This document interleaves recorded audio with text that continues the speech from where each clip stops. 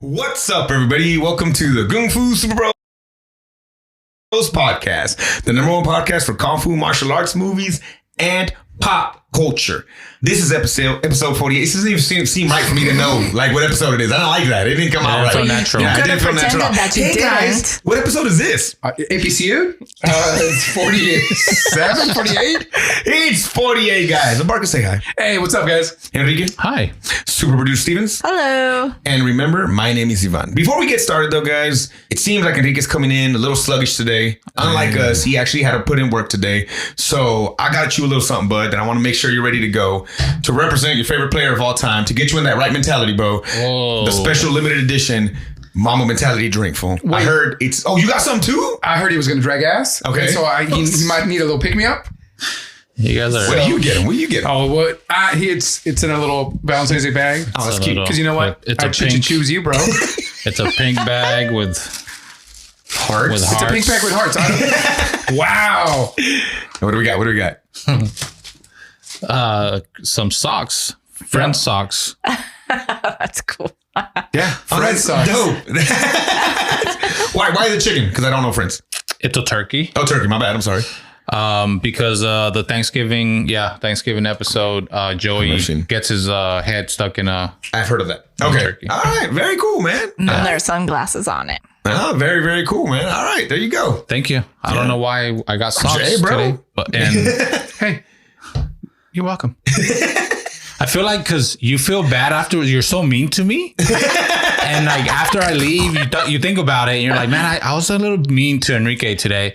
And then you go out and buy me socks. And for me personally, I just saw that when I was shopping today. So that's why that's why I And you mentioned. thought about me. And I was like, hey, it's a mama mentality. I see it. All right, there Enrique, you you go. go ahead and think that. I was cleaning out my sock drawer and I was like, what's friend socks? What the hell am I wearing these shits? I know who likes them, though. So That's either awesome. way. So Either my way. loss is your gain. Yeah. There you go. Hey, we did something yesterday. We had our first field trip as a pod yesterday, and we went to I was going to say the happiest place on earth, but I can't do that. It's the first theme park, man. first theme park in California. They want to say it's just the first theme park in general. In the world, Craig. I don't know if that's true or not. Super Producer Stevens, I'm can you calling look at bull- that? First theme park Calling ever in the bullshit world. on that. Is don't it know. officially the first theme? Now we'll see. But we went to Knott's Berry It's Farm. on a sign outside. It is. America's And- first theme park. So three of us, we actually had been, Super Producer Stevens, Barker and myself had been there before. And Enrique, this was your first Yeah, time. much like everything. I know, that's true. That's like the basis of the whole goddamn podcast. You're right. This was your first time, and you actually said growing up it was like a negative to go to Knott's. Yeah, you didn't like if people went, you didn't admit that you went. Okay. So how was your first experience at Knott's Berry Farm? It was cool. It was definitely a different vibe. I didn't know what to expect, honestly, because I'm so used to going to Disneyland, and I've been to Six Flags, but many, many years ago. But I didn't know if it was gonna be more like a carnival or it was gonna be like Disneyland. Like I didn't know where it was gonna fit. I would say it's definitely a different vibe. The crowd is different, and I don't know if it was just yesterday, or if it's generally the crowd, the type of crowd that you see there. I mean, it felt like less for sure on a weekend, but That's not what he asked, Marty. He's saying, hey, I don't see a whole bunch of cholos here. No. I'm saying there's a lot of little kids, like unsupervised, like Those are theme parks in general, bud. like you're talking junior about high. like when you go to Magic Mountain and you would go with somebody, but you really weren't there with your parents. because at That kinda Disneyland you don't see a lot of group of young kids just walking around without. Usually there's a lot of parents with little kids and Well, there was a singing competition. Yeah, there was something there because I saw the A kids. singing That's what- competition? So yeah, some of these theme parks, again, you can pay a whole bunch of money to do your singing competition there, or everybody can go and their family for much, much less. But even when we were walking in, I noticed a lot of kids being dropped off by their parents. Yeah, there was And a then lot just of driving drop off. off. There was a lot in line too. When we were waiting for like lines, I was like, those kids are by themselves. The kids are by themselves. So that is true. I didn't even think about it until you said it, but that is true. Well, if you think about it, the cheapest pass at Disneyland is their super duper premium pass times 2, maybe. So you can get a very cheap season pass and just keep going.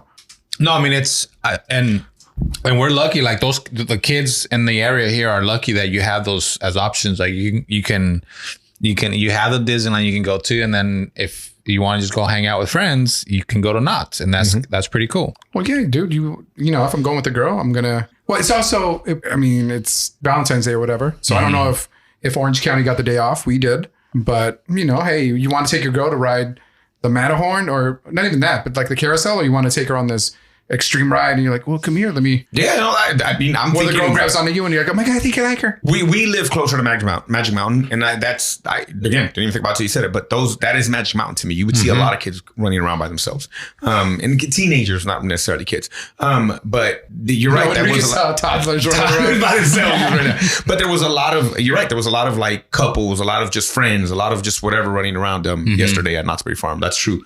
Stevens, you got something for us?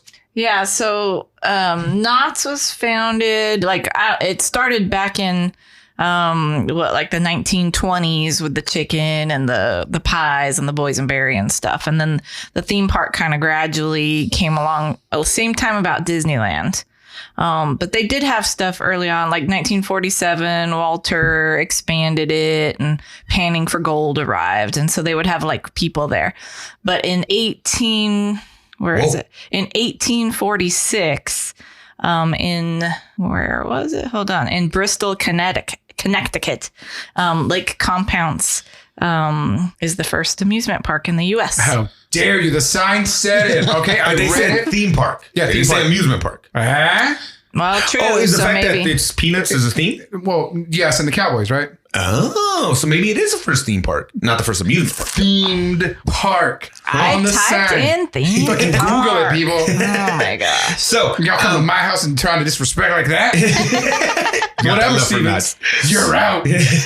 I love Knott's. I had a good time. I enjoyed it. I had not ridden HangTime. Sorry, HangTime. We had not gotten on HangTime. Man, I had to psych myself to get into that bitch, but it was a lot of fun. I'm so glad that like a young kid was there. I was gonna feel like a punk if I didn't go. So it made me go into it, but it was a lot of fun. How'd you do after riding the rides? I was good, man. Yeah. I didn't feel it.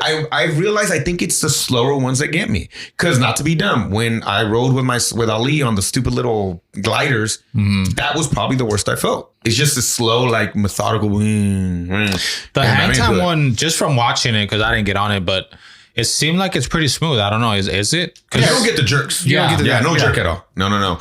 But Which probably helps. oh my God, dude. So, and Stevens called it, going up is the worst. Cause you feel like You're gonna fall off. it just doesn't feel normal. Everything is a gradual increase. This is a straight shot up. It is. And then it does this thing at the very top where it clicks one time and it makes you think you're going and you're not. So then you're already like, and then it just drops. That drop, I wish I was cool enough to keep my hands up. No, I was clutching for life on that thing. Once we got after the thing, I was like, okay, cool, I'm good. It was fine after that, but that first drop was scary. I don't think I had my eyes open in the first drop. I had them closed. I opened my eyes. I like opening up, and then I'm like, let me close. You know what? I am not a big fan of the modern coasters that have the lap restraint. You like the over the shoulder? I like over the shoulder because, and you still feel like you're gonna kind of, you jump up and down, you bounce. Yeah, but it's a security. It's that, yes, but I know that these things, like there has to be a huge catastrophic fail for me to fall out. These things feel like I'm going to fall out, and I don't know if it's because I'm fighting it. So if I embrace it and I just go like a stupid crash test dummy, then it might feel better. But yeah, because this is very similar to Rip Ride Rocket at Universal Studios Orlando. Okay, where again you go up 90 degrees and then they just let you go. And yeah, it was fun though. It was fun. Stevens, how'd you feel? Because you were a little worried about the aftermath too, right? I was, but my favorite was like, just leave me alone for an hour. Just come back and check on me and I'll be fine. said that? Yeah,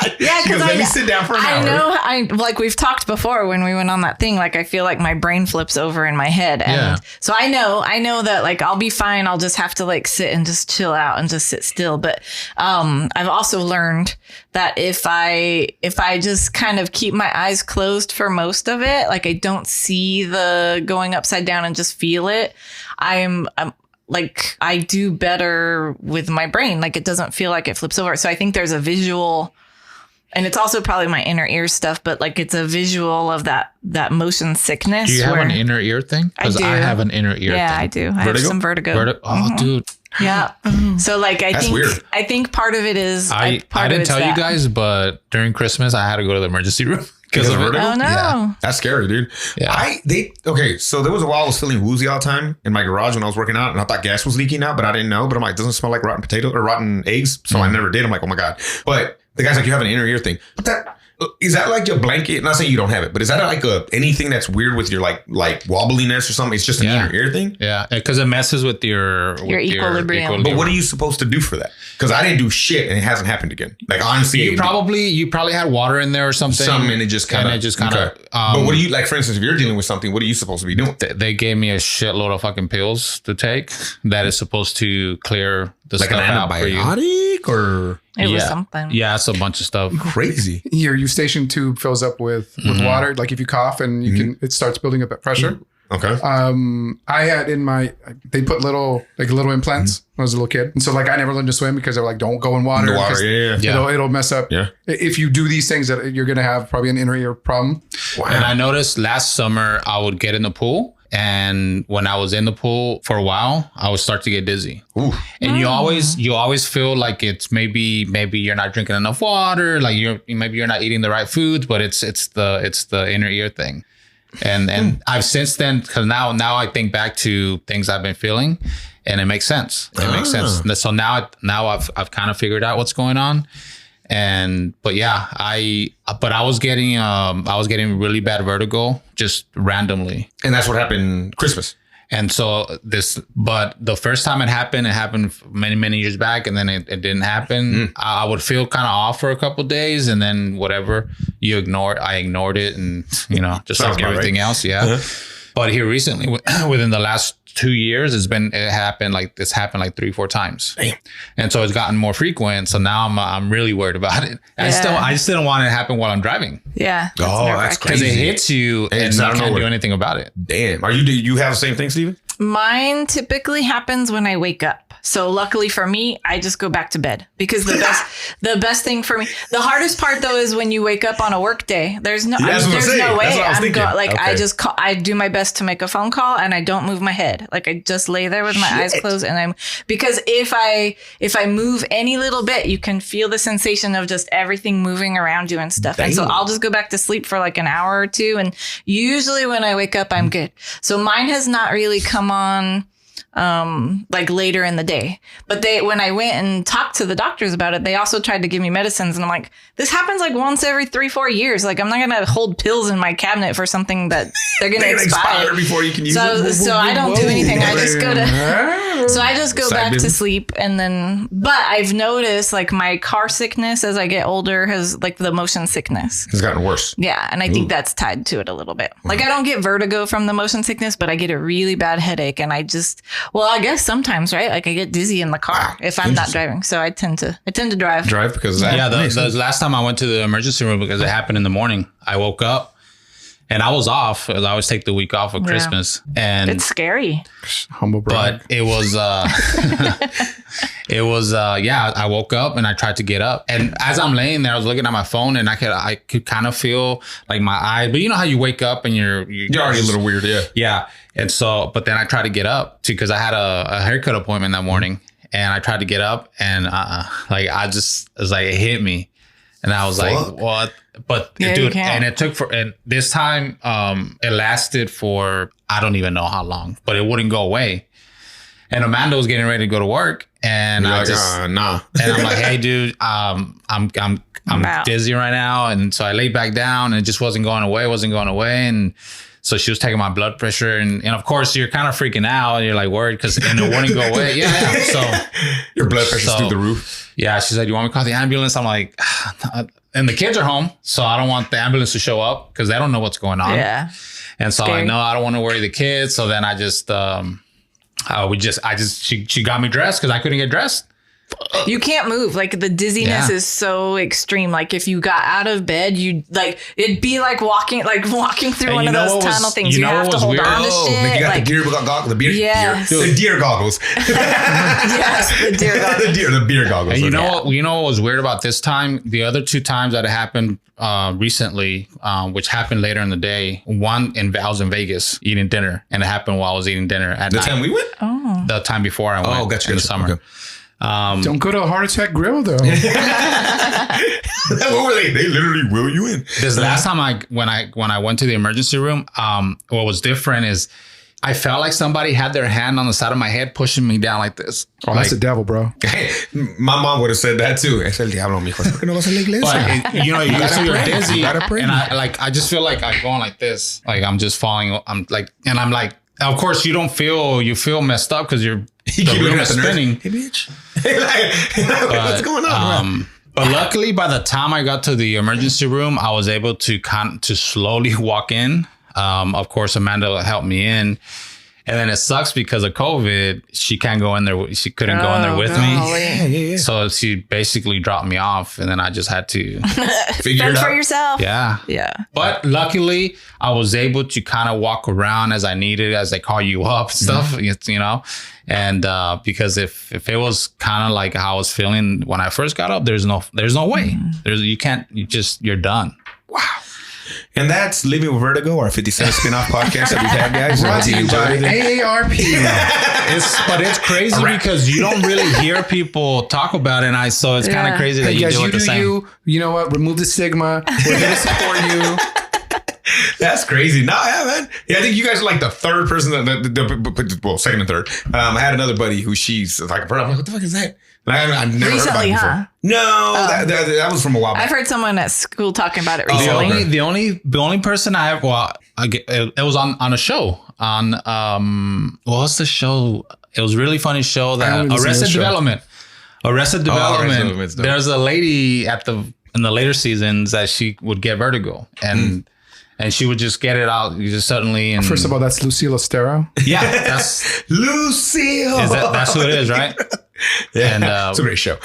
so that's the only other time I've ever heard of someone having vertigo. So back to Knott. Is that why you don't ride roller coasters That's anymore? why You're scared too? because I'm really sensitive to it, just the way I feel afterwards. It just messes me up. I'll get a headache, and I know it's natural for it to affect you in a way, but I just don't want it to go over the edge. I just don't trust how I'm gonna feel afterwards. So that. I would have loved that ride because I love drops. Man. But I just don't trust how it's gonna make me feel. The after effects of it. If I know, hey, you're gonna be fine afterwards, I would have done it. But Man, and here I am thinking you were a little. I was worried too. I was like, bro, Yeah. because you even that first thing you asked, like, where are the rides? And I was like, shit, we're gonna go hard today. Okay, so I was like, we're gonna be able to go. No, there. dude, trust me, I want to. I wanted to, and even because we were all there, so I wanted to be part of everything, and I wanted to do everything, but I just. No, I get it. If I knew there was a chance I was gonna feel like shit after, I wouldn't do it either. You Like, wouldn't I risk totally it. get that. Hell no, man. Yeah. I mean, but it was a good time, man. One thing that I did that I'd never done before, Bark and Stevens took me outside. Straight crack. Yes, to cocaine outside. Then we rode all rides. It was fucking crazy. We were just on those little trucks and we were still feeling it. No, we went to Barca. What's the name of the place? The chicken dinner. I don't know what it is. What is it It's called? not Mrs. Mrs. Knott's chicken dinner. Yeah. Sorry, I fell over because I heard the name. I got so excited. Hold on, I'll Your get phone got it. vertigo? I heard it. Well, we had never. I had never eaten there before. And Mrs. Knott's restaurant. Mrs. Knott's restaurant. Chicken dinner restaurant. And we went over there, and it was fucking awesome. The food was really, really good. Especially for theme park food, sometimes, that's a little hit or miss or whatever. It's not even the food sometimes. I think it's just you. Like, sometimes you're like, you can't find a table, whatever it is, right? So it was really cool to be able to just go inside somewhere, sit down, and have dinner. The lady our waitress was amazing. She put in work, and Nicole? And Nicole, Nicole working out at Knott's Berry Farm at the chicken place. That was awesome. And she did a really, really good job. But like the boysenberry hot wings were fire, like just different things we had there. And for people that order like a chicken fried steak or a meal, it comes with freaking bread. It comes with a salad. It comes with a soup. It comes with the actual plate. And then they hit you with the pie at the end. So, well, they don't actually hit you with the pie at the end, but they give you some pie at the end. That would be amazing, right? Addition. Yeah, exactly. But it was really, really good. What did you guys think of your food that you had yesterday? Barker and Stevens. Oh, hey, thanks, bud. Back to you guys on the AARP hour. No, I had chicken and waffles, and I just thought it would be like 2 pieces of chicken or just 1 piece of chicken. No, it was like half a chicken on top of a waffle. The only thing is, I wish I had more syrup. That motherfucker was like half a chicken on top of a waffle. Was that fried chicken? Yeah. Oh, it's good. Dude, when people do fried chicken well, it's so good. It's a bad.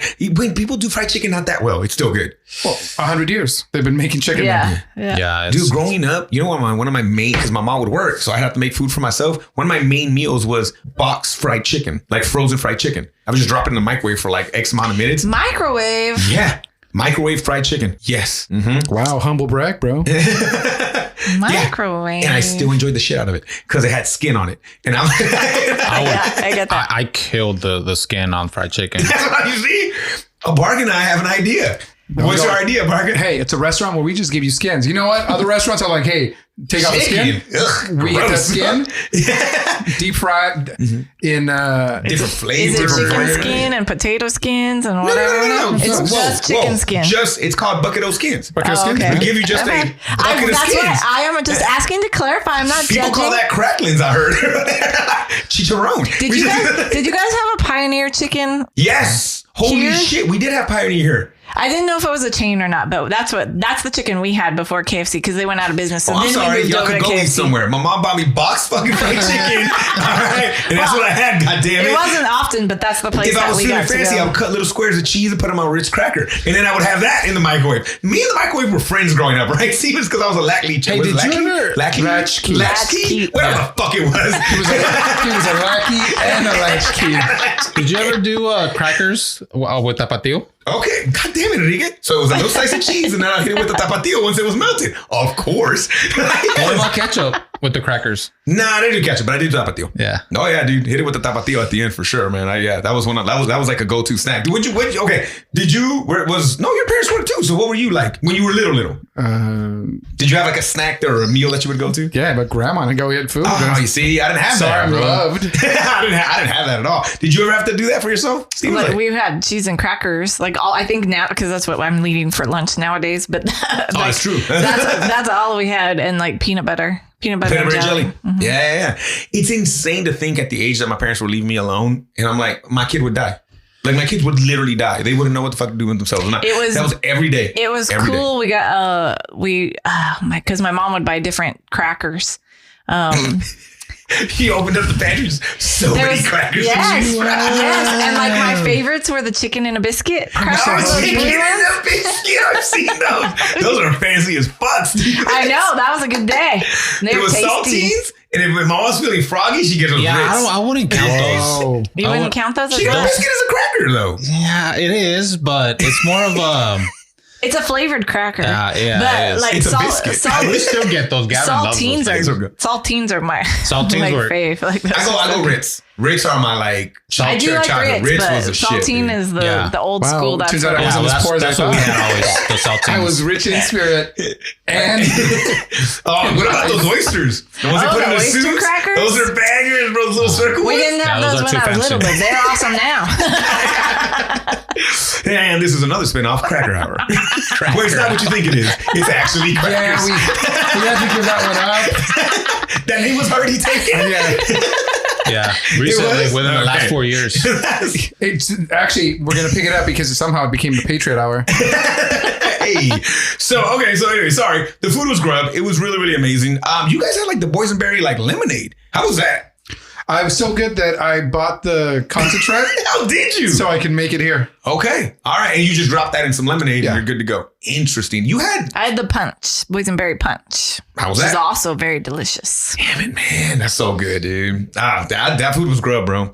Boysenberry days. That's when I go hard, when they got boysenberry on everything. That was so good at Knott's Berry Farm. So what? Okay, so rides were your daughter. It was so cool. I didn't know that was your daughter's first roller coaster that we got on. She said that other than the Disneyland. Disneyland stuff. Like that's a real roller coaster. We haven't been to. She's been wanting to go to Magic Mountain. We haven't. And we told her she has to go because if she likes coasters, that is the place, right? But she seemed to really have. It was funny though. At the very end, she was going with it, right, and screaming. But she said she yells all the time. And then at the end, she's like, "Is that it?" So I think she was good. Like I think she was in the zone where I, on the other hand, was like praying to everything. Well, some poor kids in front of me got to hear every curse word ever known to man. Sorry, kids. I noticed most of the coasters there are pretty short. I know coasters usually aren't very long, but I know the Incredicoaster at California Adventure is kind of a long ride for a coaster. Yeah, I mean compared to the ones at Knott's for sure. So it's also trying to be like an old timey coaster because it's at the pier. Ghost Rider was still going when we were leaving, but I'm like, ooh, I don't know. I'm afraid it's the fun, Cyclone scares me. Yeah, you see, it hurts. It looks just like Cyclone at Measurement. I'm like, I don't want head pain. It goes pain. super fast too. Again, is it because I'm trying to fight it? Like, do I need to just go with it? Yeah. I don't know. Interesting. Yeah, because I tense up. If you tense up, probably. I tense up every freaking time. But we also got on with both Kiki and Bella. We got on the Tower of Terror. What is it? It was a drop something. Scream drop thing. Scream Tower? Tower Scream? I don't remember. Hold on. I'll find the real name. I wouldn't fucking make shit up. You're supposed to check me and be like, you're wrong, Orozco. God damn it. If you're making shit up too, where the fuck is this going to end? All right? She just started mumbling words. Can I also, just as a side note. Supreme Scream. I got Supreme Scream. On the other side, Stevens is killing the fucking dinosaur PJs today, man. That fucking things are badass, bro. I bought a sweatshirt. My son would love those. Sight unseen. It's like 2 sizes too big, so I kept it anyways because it was cheap. It's like $13. That's a dope. I like it. It's comfortable. So we got a Supreme Scream.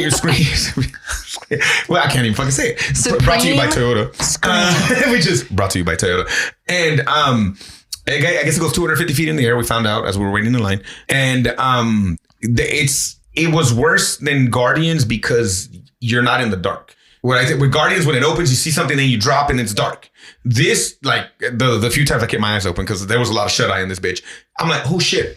Like I made the joke. I can see my house from here. Like you see everything, and you're like, motherfucker! Like if a wind hits, nothing's gonna happen, right? But in your head, everything's going through your head or whatever. And that first drop, it was rough, but it was a lot of fun. Enjoyed it. It was a really good time. Got to do a few other rides. It didn't feel packed. It was like there was still people, obviously, but it didn't feel like overwhelming. It never felt like there was too many people. Yeah, exactly. Because sometimes, even like I was the worst part of this weekend because we hit up Disneyland the day before. Just the weather. Wow, it was hot this weekend here. It was so fucking hot. We picked like the hottest weekend. Yeah. In February. Yeah. The middle of February. Hey, my president told me it's going to get colder, so don't worry about it. But it's going to cool down. Don't worry about it. It's going to cool down. Tomorrow. Yeah, tomorrow. It actually is, right? Yeah.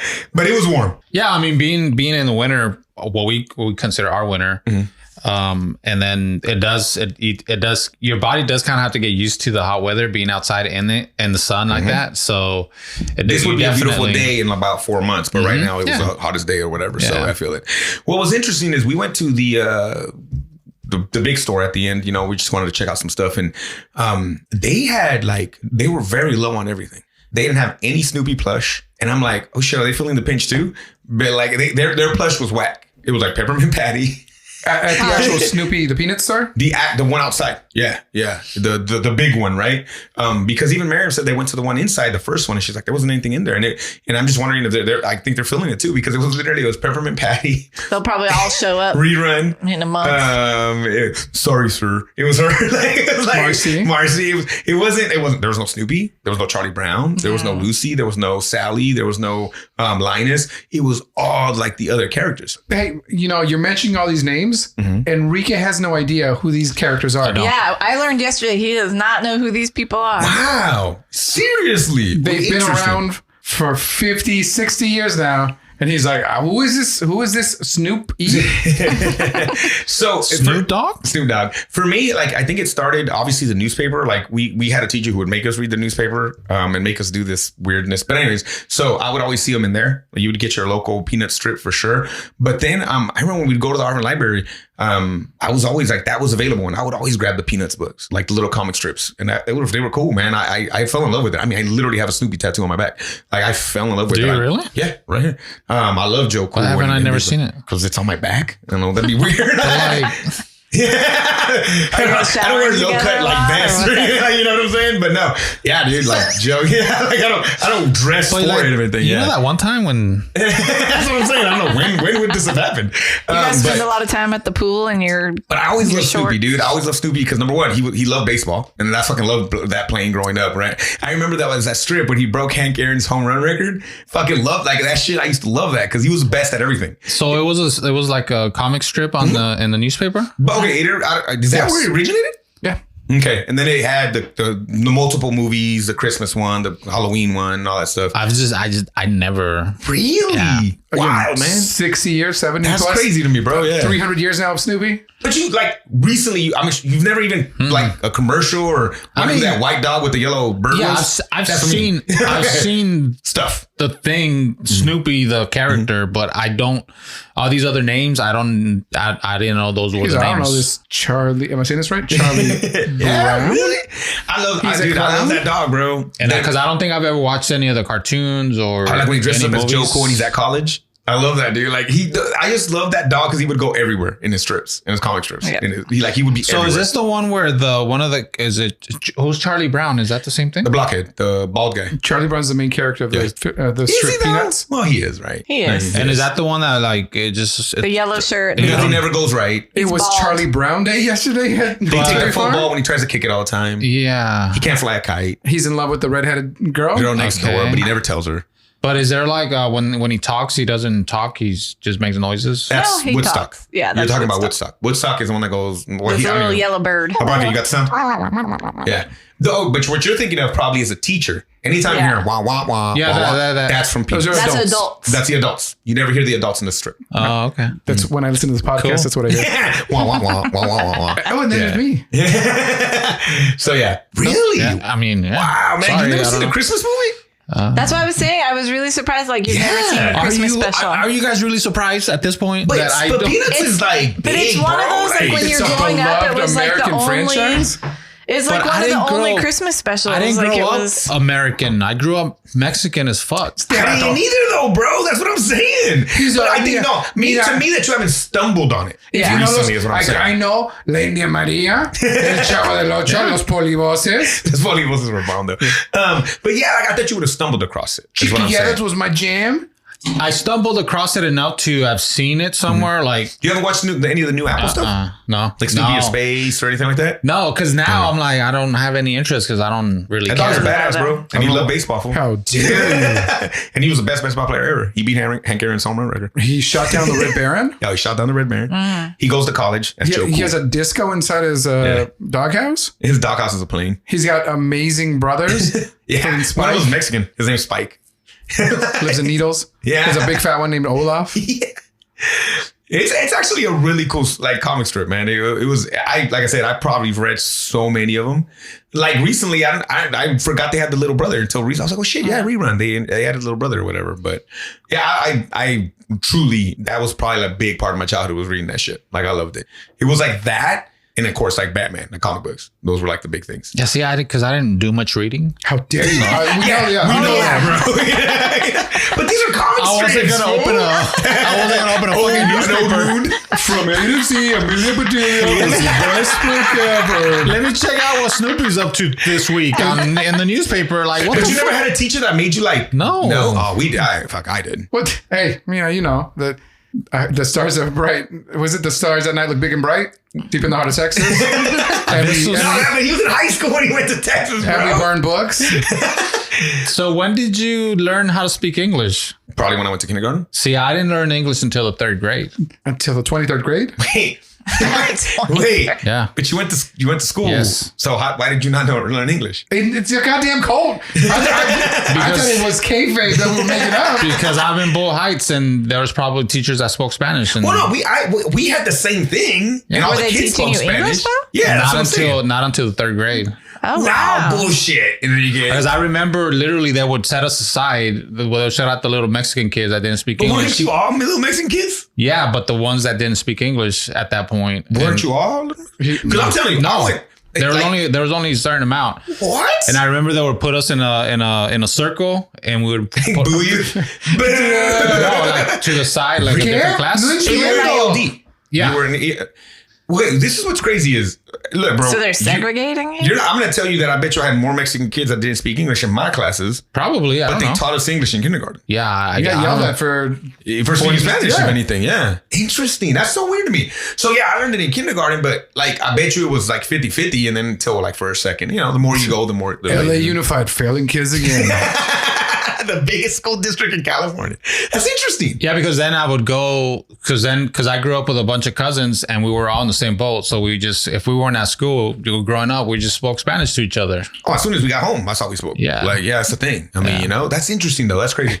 But Enrique grew up in the cuadrilla. it's just legit. Like, that's what it was. Dude, like Chavo del Ocho, like they just everyone hanging out and There was a kid in a bucket for it. I mean, a barril for it. I was like, what's a barrel doing there and shit? like legit. Yeah. Put the kids in all Spanish. Get in that Make barrel. that into. That's crazy. So wow, you never that is mind blowing to me. Yeah, I mean, That's crazy. Because again, not that you're right. Like, why would I have? But I think stumbling is what I thought. Like, they show the Christmas special every Christmas. They show the. I was surprised you hadn't Halloween seen the one. Christmas one because with the biggest tree growing you've ever up, seen. it was like Mighty you Red watched the Rankin and Bass ones, and then you watched Peanuts one. So you've never watched like Grinch or whatever. the Grinch or the Rudolph, the claymation? Is it claymation? I don't even know what it is. The- Yeah. Yeah, claymation, like the Island of Misfit I Toys. watched the Grinch. Yeah. But you're talking about the Jim Carrey one, though, probably, Yeah. right? Yeah, you never watched anything. The cartoon Probably one. not. Interesting. If I ever watch any Snoopy stuff or Peanuts or whatever, I don't remember. you it. remember. Yeah. Interesting. You should. So weird. I still Because watch it. I still maybe- read it every once in a while, bro. I guess Because even now, like I know you remember a lot of shit. I probably came across something on TV at one point. I just don't remember it. Well, because Yeah. it wasn't something you connected to. Yeah. I remember it because I connected to it. Yeah. Like, I'm sure I read a bunch of the shit I don't remember. Yeah. You know what other one was a banger too, though? And I loved Calvin and Hobbes. Oh, I love Calvin and Hobbes. Calvin and Hobbes Hobbes was and Shaw? fucking Calvin and Hobbes. Hobbes. You never. That is You so may know him long. from a little boy Newspaper. peeing on Oh yeah, the the little boy that pees on everything in trucks. Okay, The little sticker. I've seen that. Okay, that's Calvin. No, yeah, that's Calvin. Yeah, and it's him and his imaginary tiger Hobbes, and it's badass. Man, those are good. I've seen the stickers, but I've never watched that either. The stickers are just Red. something that someone. I know. It's a Yeah. comic strip. Yeah. Yes, Bill Watterson's the comic strip. You know what? I admire Bill Watterson because he said, "I don't want toys. I don't want none of that shit. I don't want Garfield sticky toys yeah, on. yeah. I see no clothes. None of that. I don't think you know they were going to turn him into a sticker of Well, peanuts. yes, but That's funny. But he said, "You know what? All right, I'm done with the series. See you guys." And did he ever do anything else? No, he's a cajillionaire. Like every once in a while, he'll come back and draw Oh, that's dope. on other people's series. All right. Well, Marco, what was your favorite like comic strip growing up? Or, like thing like that. So I'm coming to you, Stevens. Obviously, I'm not coming to you at all, Enrique, but Yeah, thanks. Calvin and Hobbes for sure. really, that was your favorite? There Cool. was also a Spider-Man, yeah, there was. Dennis the Menace. I like Far Side, bro. Oh, I was too young. Farside's my favorite. I was too young to get those jokes, but every once in a while I'll be like, I got this one. Far Side was cool, man. Far Side's funny. Okay. But you're Calvin Hobbes. Calvin, yes, because and as a kid I loved the drawings, but were then good. as an adult, as an artist, I'm like, oh my god, like this is the most amazing line work. Really? And he'll switch from like genre because he'll do like a science fiction one, or he goes back in time and he's got these giant dinosaurs. It's just amazing. Okay. Yeah. Stevens, Far Side? Far Side's favorite. I read Garfield and Family Circus. Family Circus. Yeah. Family Circus is good too. Yeah. But like I would read all of the Dagwood and Blondie and I heard Enrique's favorite was Kathy Fool. I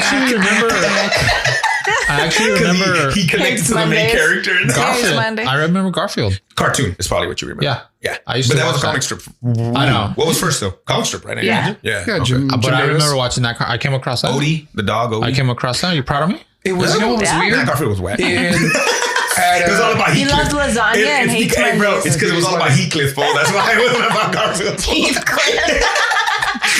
Is Hannah Barbera? No. Who's Heathcliff? No, it's Damn, I like all the bootleg characters. What was what I like?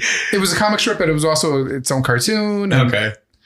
Well, okay. What about? Okay, this maybe you probably watched the show, and if you haven't, you need to watch it. Boondocks. Oh, Yep. Boondocks is Boondocks. good too. Enrique? No. No.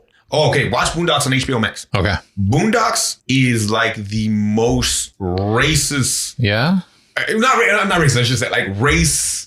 Like, I don't. Okay. No, sorry. Not racist. I kind of lost my train of thought. It is. No. What it is it went hard when you could go hard. I guess about race. That's what I mean. So like it's But it's not racist? No, it's not racist. Well, it depends. You watch it and see what you think. But it was like it's two little brothers and they move in with their grandpa. And the grandpa moves to a nice neighborhood, and they're black, they're African American, and they move to a nice neighborhood, and then it just goes fucking bonkers from there, and it's hilarious. A pimp named Slickback. There's one where the grandpa falls in love with the hooker, crazy dude, and like the two kids are like militant, like they're like hardcore. Like, it's wild, bro. So It's before we move on, I want to say I watched Unforgiven. Oh. Do we have time? We have a few minutes. Okay. Sure. All right. It is a slow burn, but I loved it. Yeah. Pew, pew, pew, pew, pew, It's pew. just, it does a better job. And see, if I would have seen the Clint Eastwood Unforgiven, and then I'm watching what we did last week, I would have totally loved that movie more because I know what the story is. Mm-hmm. But it definitely is not as good as a Clint Eastwood one. It's just that one, like the prostitutes, those characters are more developed than That's that. what I. That That's what was you're saying? That was Yeah. what I said. And you feel it more. They really want their Yeah. revenge, and you don't get that from that other one. Yeah, because you get long dialogue scenes with them in the Clint Eastwood one. Agreed. And so it adds to the story. So it's a slow burn. It's boring as fuck. I mean, and in the best way where it's not, there's a lot of dialogue. There's not a lot but of it's- shootouts. But There's yeah, not a lot but of it's stuff like good. It's good dialogue and the actors are all, they're all really good. I noticed a couple different things that they changed up in the new one, or unless I'm misremembering. So the one I noticed the most was the guy in the beginning that goes to get and Clint Eastwood. It's like reversed. It's the kid. It's reversed. That's what Marco was saying when we were watching it. Yeah. And then the other one was, what was the other thing I noticed that was different? Shit, I'm drawing a blank. Is it Little Bill building house? Like you almost not you feel bad for him. English Bob Yeah. seems like you can see why English Bob charmed the writer. Mm-hmm. He's like, Yeah, the samurai was just kind of an asshole. Yeah. Where English Bob is very like, and maybe it's because we don't speak Japanese, where Yeah. you're like, oh, he comes from a different time. He's from a Right. different place, right? He's mainland Japan. Oh, the way the guy dies in the when he's taking a dump. Yeah. It was different. Yeah. Because and Clint Eastwood one, he doesn't fight back. He just gets shot. Man, the kid is shook. He's like, Yeah. it's the first person I ever. yeah. Yeah. I don't want to be like you. Yeah. Okay, There's a lot. Okay, and this is again we said this is not very much of a western, but it is still a western. There's a lot of good ones out there, man. I don't know, especially if you like dialogue. I think that's what westerns do No, well. this was sometimes. really good. I really enjoyed it. Yeah, I liked it, and it helped that I kind of knew what was going on, and so it kept me in it. And then just noticing the little differences here and there, so it was cool. I enjoyed it. It was cool. I liked it. Well, very cool. Yeah. All right, Barker, you got something for us, man? Something you needed, or when we're doing that? We can wait because on my clock we're already 44 in. All right, then we'll be back after this break. All right, and that was a trailer for The Legend of the Drunken Master, aka Drunken Master Part 2. I don't know if that is Just Drunken Master 2. just Drunken Master 2. Okay. Drunken Master 2 in 1994, because there is a Drunken Master 2 that follows the story of the drunk from I Drunken hope I Master. watched the same movie as y'all. I thought it was the word because man, it was so like I noticed that too. I was like, oh shit, but yeah, I'm sure you're fine. Yeah, okay, we're good. Okay, Enrique looks a little Jackie Chan was in it. Then we're good.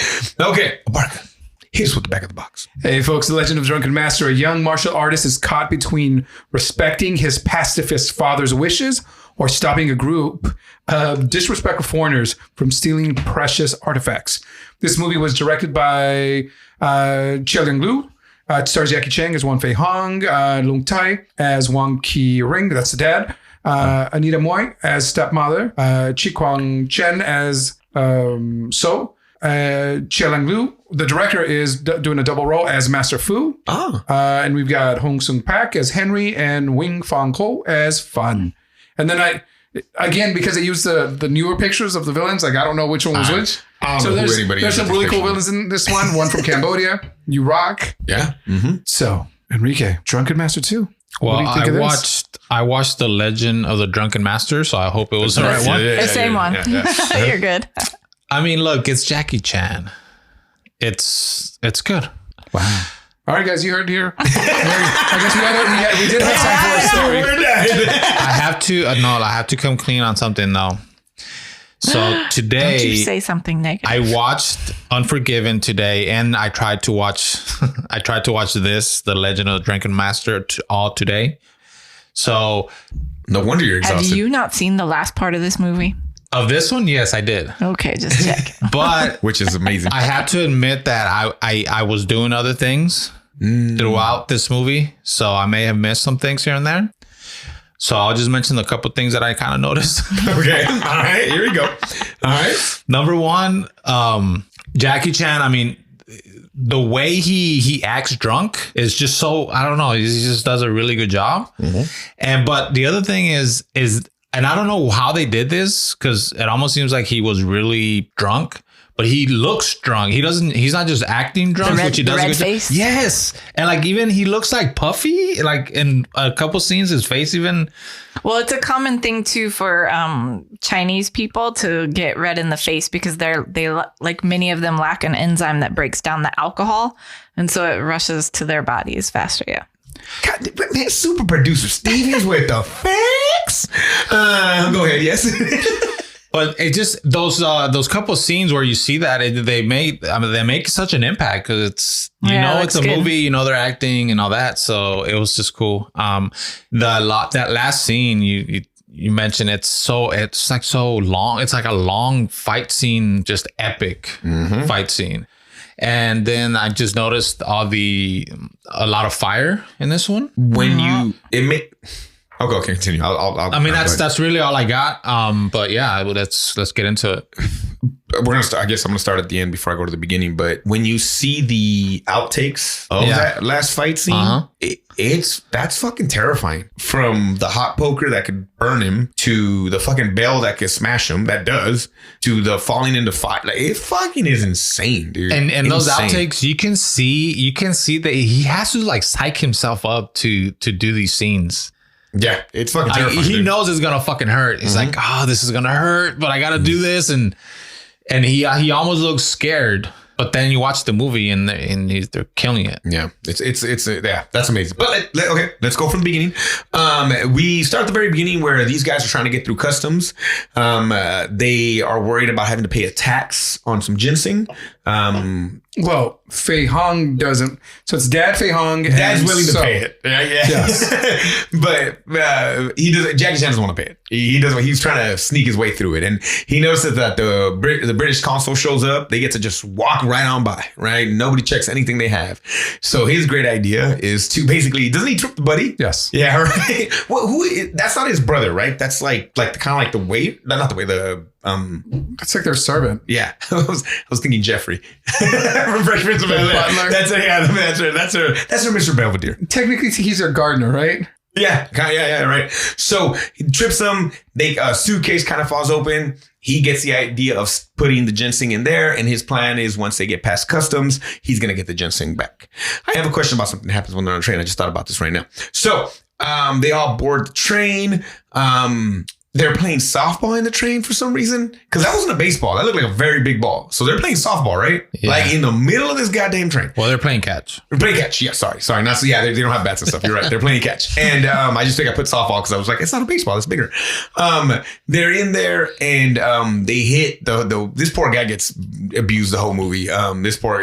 He's funny, but So is it So? Yeah. So gets hit. They're all laughing about it. And it's also a really cool scene where him and the dad are playing a game. I have no idea what the game is. Stevens, that's probably what I was going to ask you. But they're playing something. In that moment, in that moment, we see Jackie Chan cheating, to win and all that stuff. And the dad, is what is it? I wonder. Oh yeah, because that's what they're playing when they get to the house, huh? Yeah, it's probably something like that. Let me see. So then, it's we have all that scene. It's going on. Then the train makes a pit stop, and it's really crazy to see how people just like run up to the trains to like sell stuff, man. And I'm just like, damn, dude, that's like a hustle right there. They had to do this. Like, that's crazy if that's really what would go down. When I saw those people come, I was reminded of the Simpsons of the episode, or the Simpsons episode where Mr. Burns had a son, and it's Rodney Dangerfield. Yes. Oh, they do.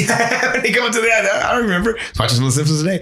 But they go and they try to. It's funny. They're looking for the luggage, but they stumble across the fancy train car, the train car with all the British people and the rich people.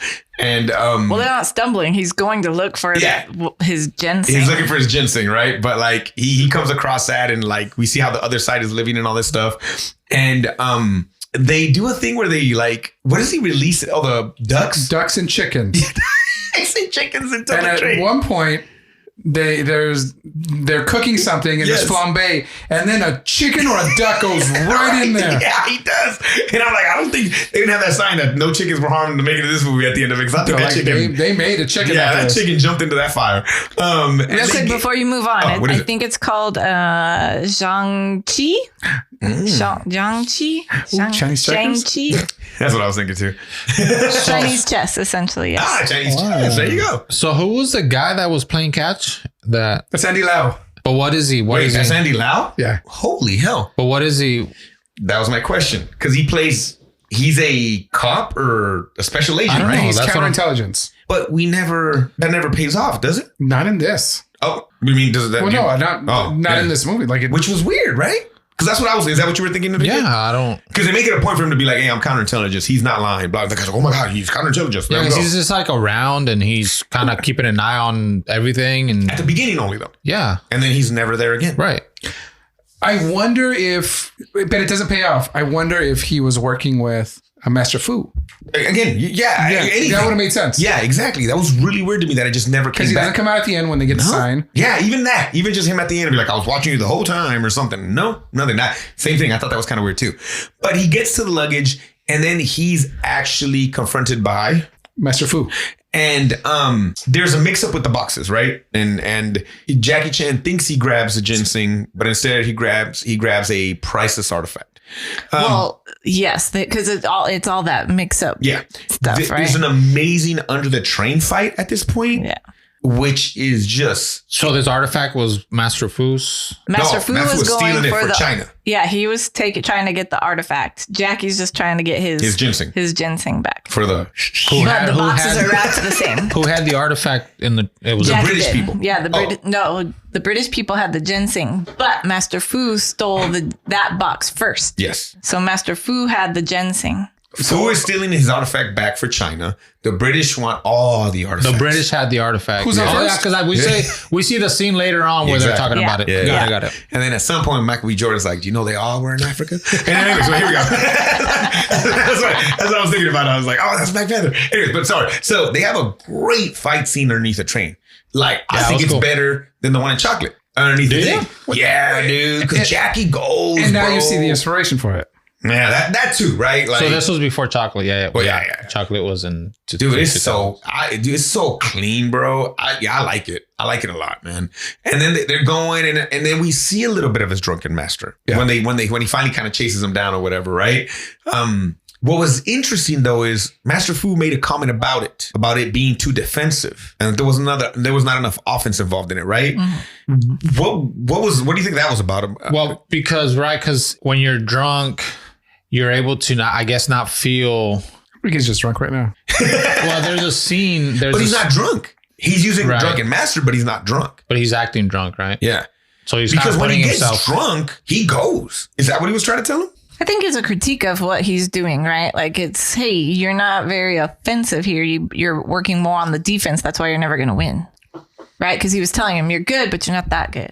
And I think it's because he's not drinking. Exactly. That's what I thought. That's what it gets to. Interesting. Okay. So, but then of course, they go hand in hand. He has to run back because the train's leaving. Well, okay. So There's a fight under the train. Yes. Then they take the fight on top of the train. Then they run away from the train, and they're fighting in like a shack, some sort of lean-to. And then that's when we get that, and he calls his drunken boxing pathetic. Yeah. He tells him he's not any good, right? But they're like, but it's like a friendly fight. Yeah, just a spar. They're just trying to see who's better. Yeah, okay. So then that's when the boxes get mixed up. Yeah. Jackie thinks he has a ginseng. Master Fu thinks he has the artifact, but Master Fu finds out he has a ginseng. And then Jackie gets on the train and now they're searching everybody's stuff. And he looks and he's like, holy crap, I have an artifact, right? And I love that little scene when he kept dropping the box. He's like, oh, this one. We already saw this one. Oh, this one. We already saw this one. They're checking their papers or whatever. Open all the boxes. Yeah. So that was a lot of fun. And that's when Andy Lau's character basically saves the day for him. Yes. But then there's no... It might have just been a cameo. Hey, what are you filming? You want to be in this movie? This is young Andy Lau too, yes. Huh? I wonder... So what do we know him from? Yeah, I was going to... Oh, like now? Yeah. My heart. Yeah, Barca. There's a person that... I got you right now. Hold on. That's her jab. You know him from... He was in The Great Wall. Uh-huh. That's where we're going to start, Stevens, The Great Wall. It's backwards. Calm down. Yeah, the worst movie you ever made. The Great Wall. There's a little movie with Chow Yun-Fat. Hold on. He's got like freaking... He's got a lot of work. 179 credits. He plays an undercover cop. What? He's in House of Flying Daggers. Ooh, that's a good one. We have to watch that. Hard Boiled, bro? Oh, was it in Hard Boiled? Yeah. That's the one we watched already. There you go. He's the undercover one? Yeah. That's him? Did I die? Did you guys see me, right? Yeah, that's it. He's in a lot of movies. Is this around the same time though? That was my question. Is Andy Lau big? Not you know what I'm saying? Like where the cameo hits, or is it more like we're introducing him? Well, this is after. Oh, he's in this is after Hard Boiled. He's in a ton so it's of crap. big. So it's like you got this guy to be in this movie, even if it is for him just to be like, hey, I'm counterintelligence or whatever. Yeah, for literally just a scene. Okay, very cool. So they and then we find out the British, that scene you were talking about, they want the artifacts. And honestly, guys, none of this movie matters to me right now until the next scene, where I will say it out loud, the best female character we have watched since we started this damn podcast. And her picture here is amazeballs too, I might add, on IMDb, that she has going there too. Anita Mui, Lee Wong's stepmother. Yep. Awesome throughout the whole damn movie. I love her. I think she's fucking hilarious. I think she has the best lines. I think she's very expressive with her body. Right? Oh my God, language is amazing. Funniest. She gets down for a small little, and I'm like, she could have got down more. Like, I wonder why they did it. But I fucking fell in love with this character. Awesome. Just awesome for the rest of the movie. Extreme mahjong that she's playing. Yeah. She's like, oh, spirits. Let's go bam. I thought she was praying. Yeah. They first show her, you think she's praying. They're like, no, she's just trying to win, man. She give me an ace. Give me an ace. I need that one. She's an ace. Domino. Yeah. So it's so funny because we're introduced with her gambling, basically. And her husband comes in. And like, it's four ladies, right? They're all playing. They're playing mahjong at this time, right? Yes. Yeah, they're playing mahjong. And they're playing or whatever. And then like, I guess the husband doesn't like her gambling or whatever. So they're like, he's here. And she's like, oh shit. So instead of like just hiding the stuff, they all act like they're sick. And she's got like her hands on everybody, and she's helping them all. And she's like, they all have cramps. Yep. That was her excuse. They all have cramps. Because you don't need to see them, because the dad's like, oh, he gets his jacket, like his doctor jacket on, and he's like, I'll take care of it. She's like, no, it's cramps. It's good. It's okay. I got this. Yeah, and it's funny because the whole time Jackie Chan's like, you lying. I know you were playing. He's or like, whatever. Auntie, did you win at mahjong? Yeah, she's like, shh. Yeah, it's so did good. you want a little bit about Anita? Please, I want a lot about Anita. So she in 1982 she won a singing contest, and became basically the Madonna of Hong Kong is what they called her. So she's like the queen of pop music in Hong Kong. What? Yeah, up until about like 90. Where does it say? In the early 90s, she announced her half retirement from the singing industry. But she continued to record albums and act in movies. And by 94, she only does concerts. Because she quit, but then like come back real quick. Gotcha, right? gotcha. She did it with Jay-Z. Jay-Z's been quitting for the last 7 hours. Exactly. I'm Tom Brady. I'm retired. No. Psych. And then And then by 94, she engineered a full comeback to great critical and popular acclaim. So this helped make that rise back. But sadly, she passed in 2003. She died of cervical cancer. Yeah. How old was she when she passed? Let's see, 2003. She was born in 63. So 40. No, yeah, 63, Wow. 40. Damn, man, she was young, dude. Wow, Yeah. man. And being that she was young, she had 47 credits. Yeah. And looking at her movies, Yeah. among, I guess the music must have been huge. Like, I don't even know. She's big star. She had banned music because like her song was called Bad Girl and it was banned from airplay due to the suggestive content. Man. Bro, what are we doing, dog? Why? You know she's in Rumble in the Bronx. Yeah, that was one of her movies I did not after. know that. Yeah. Oh, so we're doing that movie next? I'm joking. She's the auntie. Again. Wow. Oh, Okay. no. I guess she's stepmom in this movie. Never mind, I lied. Stepmom. Don't make it gross. All right, she's stepmom. But yeah, so oh no, it was awesome. I really did like. She was amazing. So, anyways, we get introduced to her. It's super funny. It's super fun. And then right away,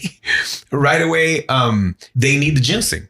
Yep. Right? They need the ginseng because they're the guy who's here to get the ginseng because he needs it to work, right? For his, he needs it.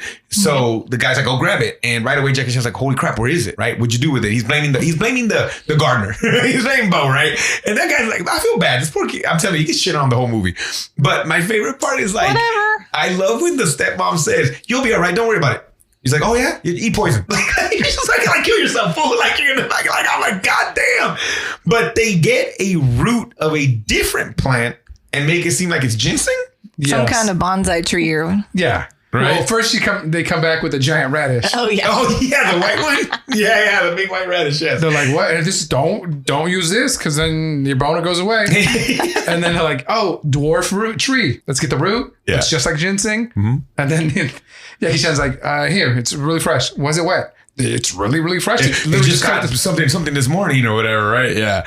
Super funny. So yeah, again, love the character. Super awesome. Is this a scene where she talks to the mom? No, that's later, huh? Where she talks to Jackie's mom? The dad is still trying. No, the mom is trying to distract the dad. So she's like, hey, he's starting puberty or whatever.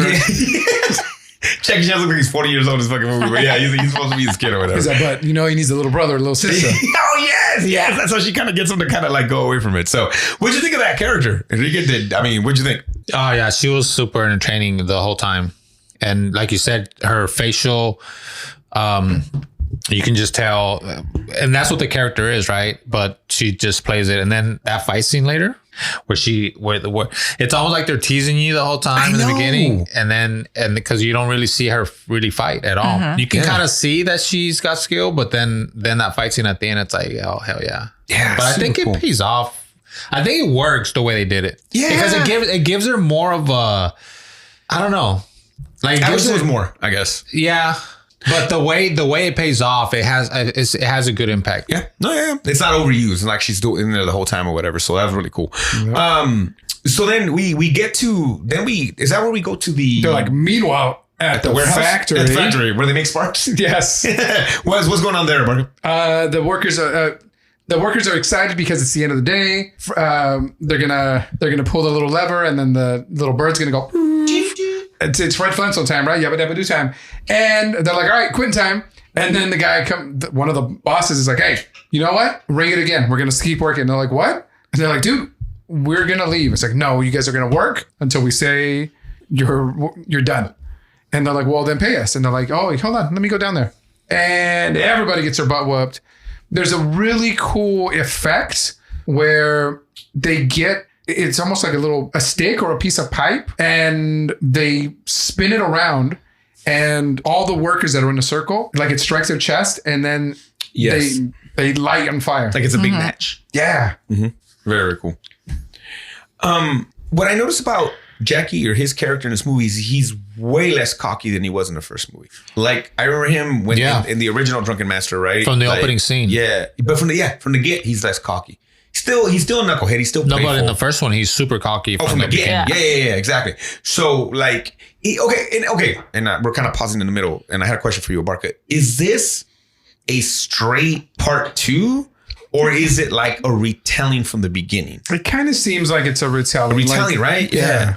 It's not like Terminator 1 and Terminator 2. This is like... No, and I think I told Enrique, this is more Desperado versus El Mariachi, where it's the same story, but... There you go. But, more money. It's more money. Yeah. 10, 12 years later, it's like, hey, we know how to do it. Yeah. So let's figure it out. Let's make a really cool movie. Okay, cool. So then we start finding out that the stepmom's cool, man. She's like willing to sell her jewelry to get money for the ginseng, right? Because they gotta to repay for the tree they pulled out, right? I thought they were gonna buy back the root because it seemed like they paid a lot of money for it. So they were going to go back to wherever, get the root with the money she was going to get. Gotcha. Okay. And it's funny because her plan kind of gets blown up because the lady she's selling it to tells her husband, when the husband's like, hey, man, you don't have to lie about making money for the flood victims, bro. Like, you need money, just let us know. And there's this whole big thing where he's like, what the hell are you talking about? Like, he's like, I want money for the flood victims. And he's like, no, it's cool, man. Like, your wife's out here selling jewelry. Like, what? So her plan kind of gets blown up. But there's a great scene when they're in the restaurant with the ladies and like she's potting her stuff or whatever and all that. And I guess like the British have sent out like people looking for Jackie because he has the artifact. Yes. And there's an awesome fight scene where it's all the ladies running around following him and him fighting all these guys. And then I love when they run back into the restaurant and grab all the alcohol bottles and then they start throwing it at him. And like he can do well without it. But when he needs to like level up, when he needs to go Super Saiyan, as they say, right? He needs to get his drink on. And then we see him use that drunken style and fucking amazing. Like his hand-to-hand combat shit with the stunts involved is nuts. It's really good. Yeah, there's a part in this fight scene where he's surrounded by all the guys, but he falls on top of one. He jumps in the air, grabs a bottle, falls back onto a guy while he's drinking the bottle. The guy's like, whoa. He gets up, almost like when you were a little kid and you're kind of walking around like a crab. Mm-hmm. And then the guy crawls out from under Jackie Chan. And Jackie Chan is bending backwards, drinking his wine. And whether or not it's a wire stunt. That's what I was going to say, it still looks super cool.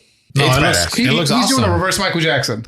Yeah. Mm-hmm. I saw that and I was like, wait, he has to be wearing a wire there. And he's so fucking hilarious. Because he holds it, right? He holds it and then he gets up. I love when he's drinking gives me the strength of a tiger. That shit made me laugh out loud. I was like, what the fuck? Like, it was so good.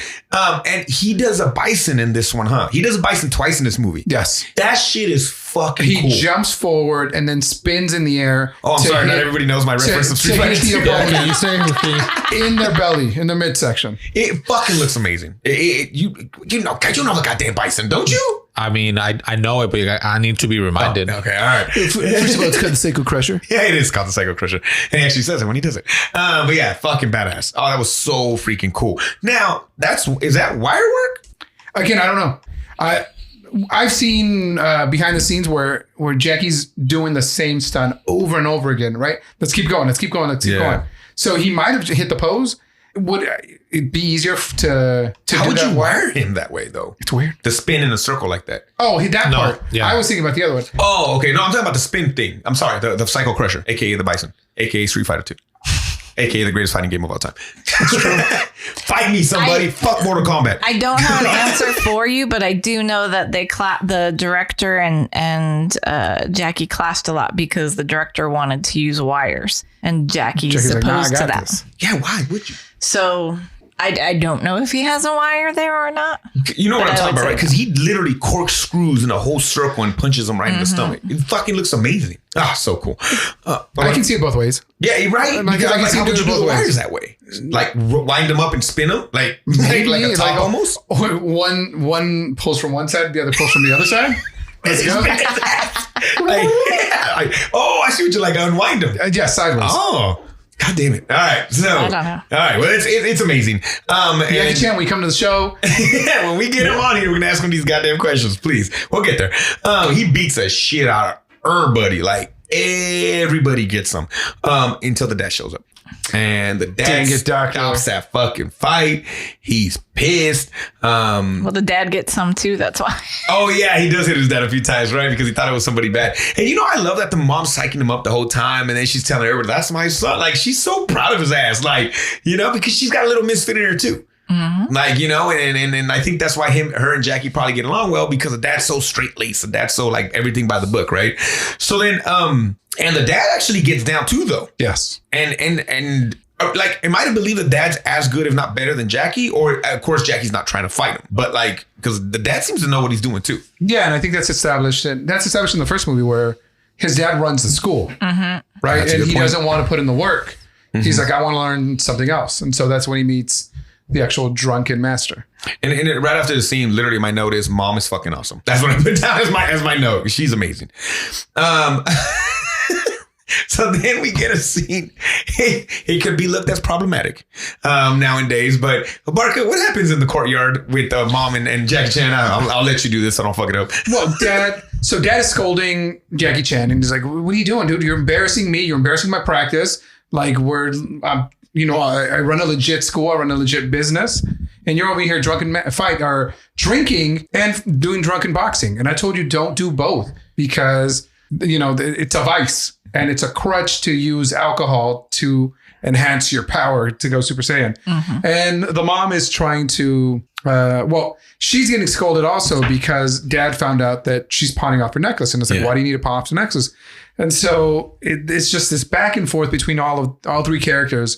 But so he threatens to beat up Jackie Chan, and he's like, you know what? You want to? Hey, it was my idea. Why don't you beat me? Yeah. And he's like, you know what? Maybe I will beat you. It's like, all right. Because wait, what? He grabs his cane and she's like, wait, oh.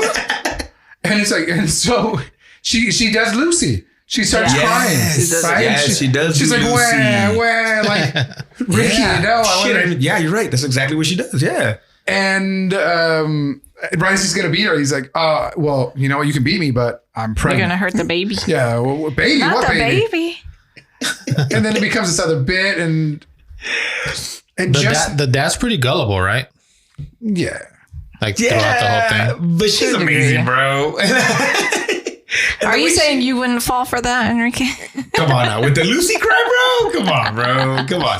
Oh, and one thing I forgot to say is the British want his land because they just want to own everything. And they also don't like the fact that he allows people to train on his, because he's not training him, right? It's the other guy. It's a fish guy. It's a fishmonger. He's actually a fishmonger. It's him that trains there, right? So he's worried about it being embarrassed. He's worried about all that stuff too. Yeah, fishmonger saying. What was the beef between him and Jackie Chan in the beginning? Is it a beef or is it just like? Well, again, I want to see who's better. There's a girl in this story named Fun, and Fun sells snake. She's a snake handler. She'll live a day snake handler. She'll die a snake handler. She's selling snake oil. She's legit selling snake oils, snake intestines, snake. And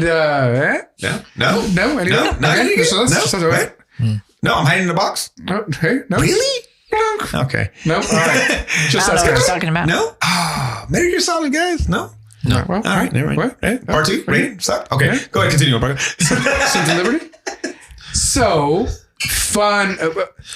There's a fishmonger saying, and he's talking to Fun, and he's saying, "Hey, you know what? You're a lady. You know, you should learn some martial arts, protect yourself, because you don't know. There's all these skeezy guys. They're just out here grabbing girls, trying to pick up on you." And she's like, "Yeah, that's cool, but you know what? I don't like kung fu. I like drunken boxing." And he's like, "Drunken boxing? Whatever. Drunken boxing's stupid." So Jackie Chan comes around and said, "Hey, I need fish from you. I need snake gall from you." And she's like, "Hey, Jackie, why don't you teach me some stuff?" And again, the difference in Jackie in this movie compared to the other movie, he doesn't want to fight the fish guy. He's just like, "No, man, I just need the fish, man. It's cool." Yeah, and he's like, "Oh, we're just sparring. We're just playing." Yeah, and like even with the girl, he's not like, hey, he's just like, "No, it's cool. Yeah, anytime you want to learn anything, because the girl declared him the winner, and he's like, "Oh no, I didn't win, and we're just playing around." And in the first one, he would have been like, I kicked his ass. Yeah, exactly. So it's a really interesting take on the character this time that he did compared to the first one. So, so that was before this, and then this happens, and then there's a very tough scene in this movie. It's again, Jackie Chan does this thing where he shows all these emotions in like this, in what is supposed to be like a comedy movie, but that scene where his dad kicks him out is rough. Yes, but beyond that, I watched the dub version, and his acting comes through even with somebody else's voice. Right? Like that's how good of an actor he is. Yes, I will agree with you on that because I watched the dub version also. You're right. And it's a bad dub. It's a really bad dub. It's a really bad dub.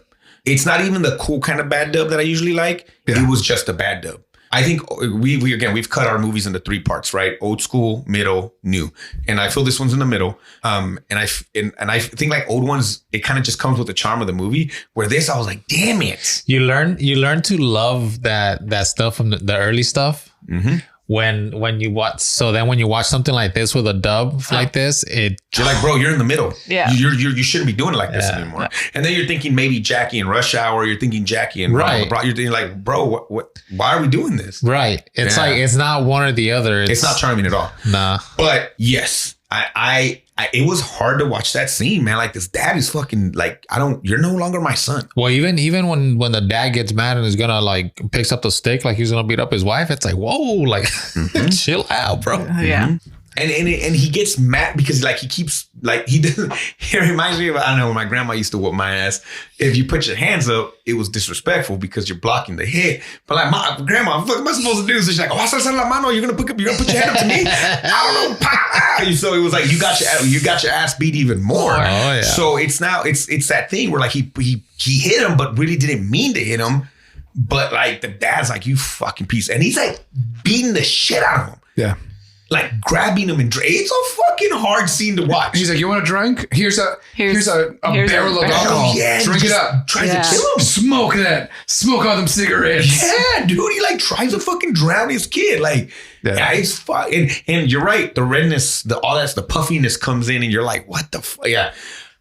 30 seconds earlier, I was fucking laughing out loud at like Lucille Ball laughing. It was awesome. It was awesome. Okay. So Wong Fei Hung.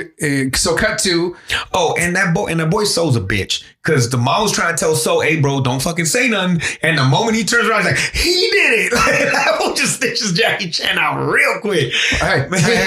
Jackie Chan's his friend, but dad's the one that pays the salary. Yeah, that's true. All right. So what happens after he kicks him out? He goes out drinking. He's at a restaurant. He's drunk. He calls over a musician. Daddy. He's all, hey, daddy he's all, mariachi una canción. He's all, what song do you want? He's all, I hate my daddy. I'll sing it myself. You know it? He's like, hell yeah. Yeah, I love that the guy's like, listen, like, yeah, whatever. Like, just plays whatever. He plays a generic corrido beat, but for whatever that is. Doom, doom, doom, doom. So as Jackie Chan's singing, I hate daddy. The bad guys show up, and the guys that got their butts whooped went to their boss and said, hey, this guy kicked our butt. So now the main guy's out here. And he starts beating Jackie Chan's ass. You mean the kickmaster? Oh. The master of the kicks? So do you want to know a little bit about this? About the scene or about John? Hate Daddy? No, I don't know anything about the song. He wrote that himself, I'm sure. But so first, Donnie Yen was offered the role of John, who is the boss, the kickmaster. The kickmaster? But turned it down. Ooh. Damn, Donnie Yen, what you doing at this time that you can turn this down? Yeah. Once Upon a Time at China Part 2. Oh. Ooh. Okay. Interesting. Yeah. And then the second thing is Ken Lo, who is John in this movie, started off as a bouncer at a disco. Huh? And Jackie Chan found him and hired him to be bodyguard for him. And then he is a big dude, like size wise compared to Jackie, huh? Yeah, he's tall. Yeah, tall and long legs. He's all legs. And yeah, he is. Yeah, he is. So he was getting. I learned that you tuck the front of your shirt in, and it makes you look like you have a higher waistline. Continue. Oh. Go ahead. So I don't think that character was supposed to really exist in the movie. I think he was supposed to be fighting the other guy more often. The little one. Yeah. The under him yeah. guy. But that guy kept getting hurt while they were doing fights and whatever. So Jackie said, hey, bodyguard, I'm going to send you to training real quick for 3 months. I'm going to put you in a pair of pleated dockers. Yeah. And you're about to kick the shit out of I need this. you to go to training for 3 months and then come back and do this fight with me. So he went off for 3 months and came back and trained like martial art? But if he's a bodyguard or well, I think he knew some and had been trained in some. We need you to use your legs like crazy. Yeah, in this. so he sent him away for 3 months. Let's see, and came back and could do that role. And interesting fact I read is that it took 3 months for him to write that I Hate Daddy song. So in the time he was writing the song, the dude was getting trained up, and then he came back. It just that might be the case. Worked out. So he's which character in the movie? He's the tall, skinny, The kickmaster. the boss guy that would just kick. Oh, yeah. The guy at the end? I call him Glasses. Glasses, But suspenders. the first time you see him is the I Hate Daddy, because he's like, this is the guy that kicked your remember? ass. Yeah. And then they hang him naked. Yeah. Yeah, so that leads to them doing a fucking cartel move, but he wasn't dead. But they're hanging him naked, and it says like drunken boss, King of Drunken Boxing. Yeah, there you go. So and fucking so it's like, it's not that bad, bro. Every girl wants to marry you now because he was naked or whatever. I'm like, fucking so's dropping gems over there, fucking snitch. But yeah, so oh my God. So then this leads to Master Fong. Is that what's name? Yeah. So Wong Fei Hung wakes up. He's got the biggest screw ever. Mm-hmm. And outside is Fishmonger Sang. Mm-hmm. Is Fun's there? No. Mom. Mm-hmm. And So? Yeah. And so, and they're, he overhears them talking. He's like, dude, like, alcohol is a vice. Like, the over reliance on it doesn't make you better. In fact, it makes you forget your pain and maybe give you that little advantage, but in the long run, it doesn't. In the long run, you'll become an alcoholic. Yeah, seriously. It's true. Mm-hmm. So then they're like working out a plan, right? Like to get, this is when they want to go in and get the artifact back. No. Then, What is their plan that they're working on? Then the master arrives at the house. Yes. And that's when we get that little scene. With stepmom, and fighting Master Fu. Fu. There it is. And then Wong Fei Hung shows up and he's like, hey, let my mom go. And You don't touch my mom or whatever. Yeah. Mm-hmm. And so- they have another fight, quick fight again. Mm-hmm. And then that's when Dad shows up and he's like, hey, leave my son alone. Pop, pop, pop, pop. And he's like, wait, you're the master. He's like, wait, you're the doctor. Mm-hmm. They're like, yeah, well, let's talk. Come inside. Everybody just chill. Hey, everybody relax. Everybody fucking calm down and let's go have a drink. And that's what they do. And so I guess cut to the next morning because Wong Fei Hong is sitting with Master Fu and they're talking about the Emperor Seal. And he's like, what is so important about this? And it's like, it's not. We've had many emperors, but if you let yourself get bullied, if you give away your national treasure, if you give away who you are, then the British or whatever other foreign country can come and just punk you. You're always going to get punked. If you let them punk you once, they're always going to continue to punk you. Yeah. And so then he just gets quiet and you're like, okay, well, hey, he's like, hey, just super quiet. What's going on? And he's like, well, there's nobody downstairs. And Jackie Chan goes to the windows and he's like, there was nobody on the streets. And then cut to the friggin' Axe Gang. Yeah. Every member of the Axe Gang shows up. And they storm the castle. It's always a little cafe. Yeah. Go in. There was birds in there. So I kept saying the restaurant scene.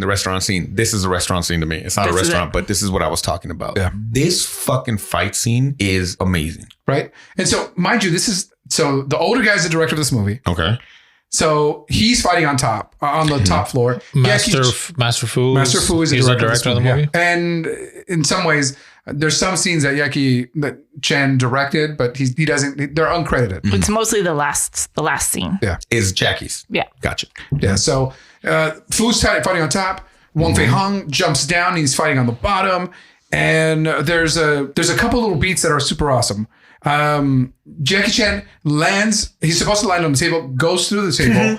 Then the Axe Gang is like, well, let's get him, and they all charge at him. He breaks out of that table and kind of stuns people around him. And he just starts going back and forth. At one point, he goes under another little table and they're trying to get him, but he spins like he's using it as like a turtle shell and it's spinning around. So he's like Mario Karting around the floor. Meanwhile, the guy on top is, the master is taking fools left and right. People are going out the window. People are going. There's balance beam effects. The use of the stairs was fucking cool. From breaking them to like everything on there. The split bamboo. Yeah. Fucking amazing. Master Fu gets a hatchet through the back. Yeah. And he's like, all right, well, I'm a little stunned, but let me keep fighting. Yeah. And the master throws him bamboo. Jackie Chan starts beating the hell out of people with that bamboo. That it splits. And so then the pieces of it start scratching all the Axe Gang.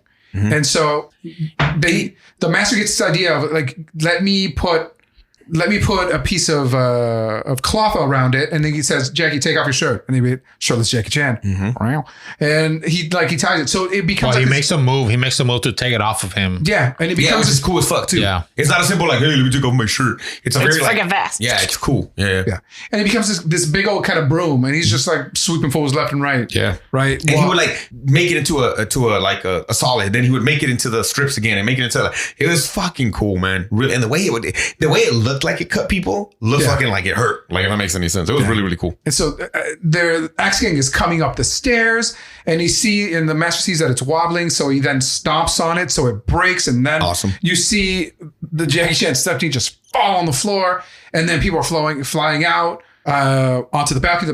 Not the balcony, but like an awning breaks. Yeah. And so then you see the master and Jackie Chan fly out. Yeah. Conveniently at the same time, we get fun. We get the homegirl. Yes. And they start fighting. Master Fu runs through an alley, and he runs into the British. He gets shot just multiple times. Bam, bam, bam, bam, bam. And at that point, all the minions are done with.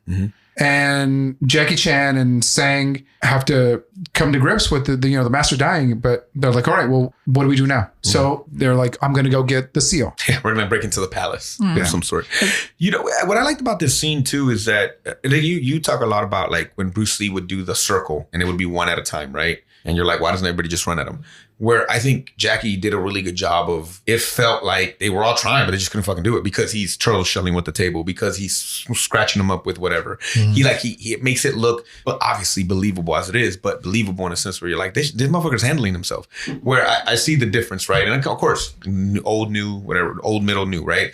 And I really like that about that scene. You feel like, fuck, he's trapped, but he's fighting his way out of this trap. And I just thought that was fucking really, really cool. Well, yeah, I mean, you never get a guy that comes in and Jackie just put his arm out and push him out to the side, and the guy goes flying, and then you just never be seen again. It's just that's the kind of stuff you would get during the Bruce Lee kind of fights, and this, it's never like, you never get anything like that in these type of scenes. Yeah, it all looks painful because, dude, that stunt team takes some bumps, bro. Like, they always fall. Fuck. And they always have something where they're swinging or using to hit people on, obviously that's going to have more of an effect. So yeah, really, really cool.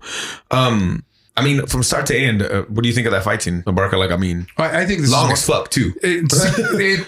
It's as good as the set piece at the end of the movie, and that scene alone could be the end of another movie. Yeah, I think that's how good that is. How well choreographed. And we see in the bloopers, how many, like he misses. He misses grabbing the bamboo. He gets hurt. Yeah. Right. I think that's why Jackie Chan is endearing, because he gets hurt making these movies for us, but his character gets hurt. Right. Every Jackie Chan movie is him getting his ass kicked, and then we start rooting for him, and it's like we hulk him up. We give him that extra alcohol juice that he needs to make it through the movie. Well, it gives you that aspect of realism, right? Because in fights, you take shots, you're gonna get hit. You're gonna get hurt, especially when it's multiple. Your opponent's always gonna get a hit in. It's just the way it goes. Yeah. So then we get to, again, that's awesome action, and then they're breaking into the palace, but then that's kind of funny because we get these little comedic beats in there too, where the plan was to break into the palace, but I think they both thought the other one was gonna do it or something, or because they both break in, they're like, "What are you doing here?" I don't think they planned together. Is what happened. Because they're like, "What are you doing here?" It's like, it's funny, but they get caught, and it was interesting because at one point they got guns to their head. Yeah. The British guy's basically like, I got you bastards, because I have photographic evidence that you broke in to try and seal the I got you holding the newspaper with the clock. Yeah, they got it, right? But he's like, you know what? Their plan is to basically say, we'll let your kids go to the doctor, but you got to give us your shop, your land. Your land. Then there's like this real quick jail scene. Yeah, and they are getting the shit beat out of them. Yeah, it's like multiple boxers at the same time hitting them. Yes, it was weird. It got kind of creepy and gross because that jail looked fucking suspect. I'm gonna tell you that much. It all of a sudden it turned into Yip Man. Right?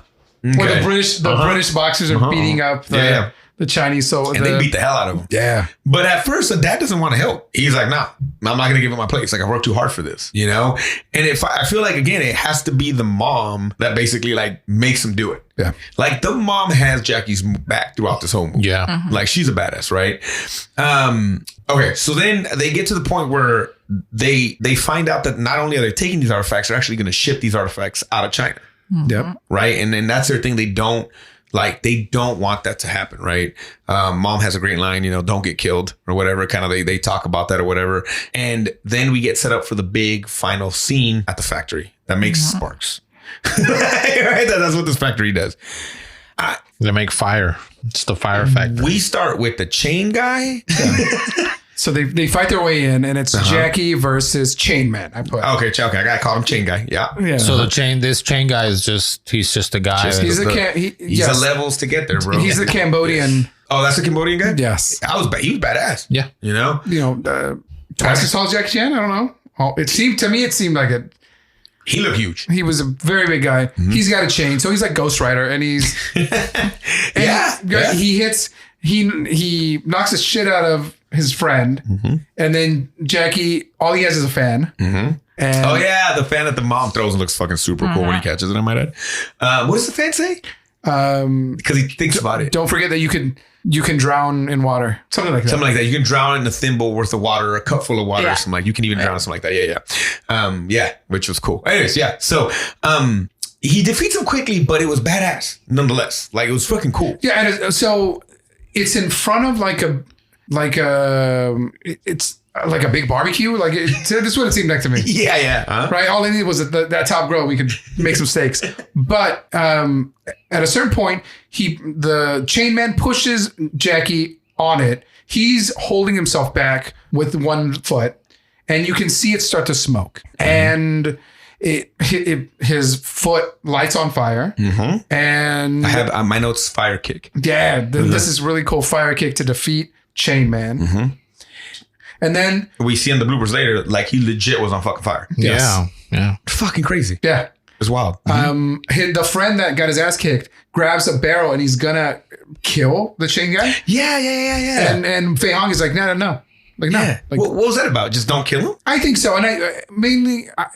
And we'll see this in the next scene, but they are doing things for money, right? They are the bad guys, but they've also been influenced by this foreign power, this foreign entity. So you can say that they're in my mind, they're poisoned, right?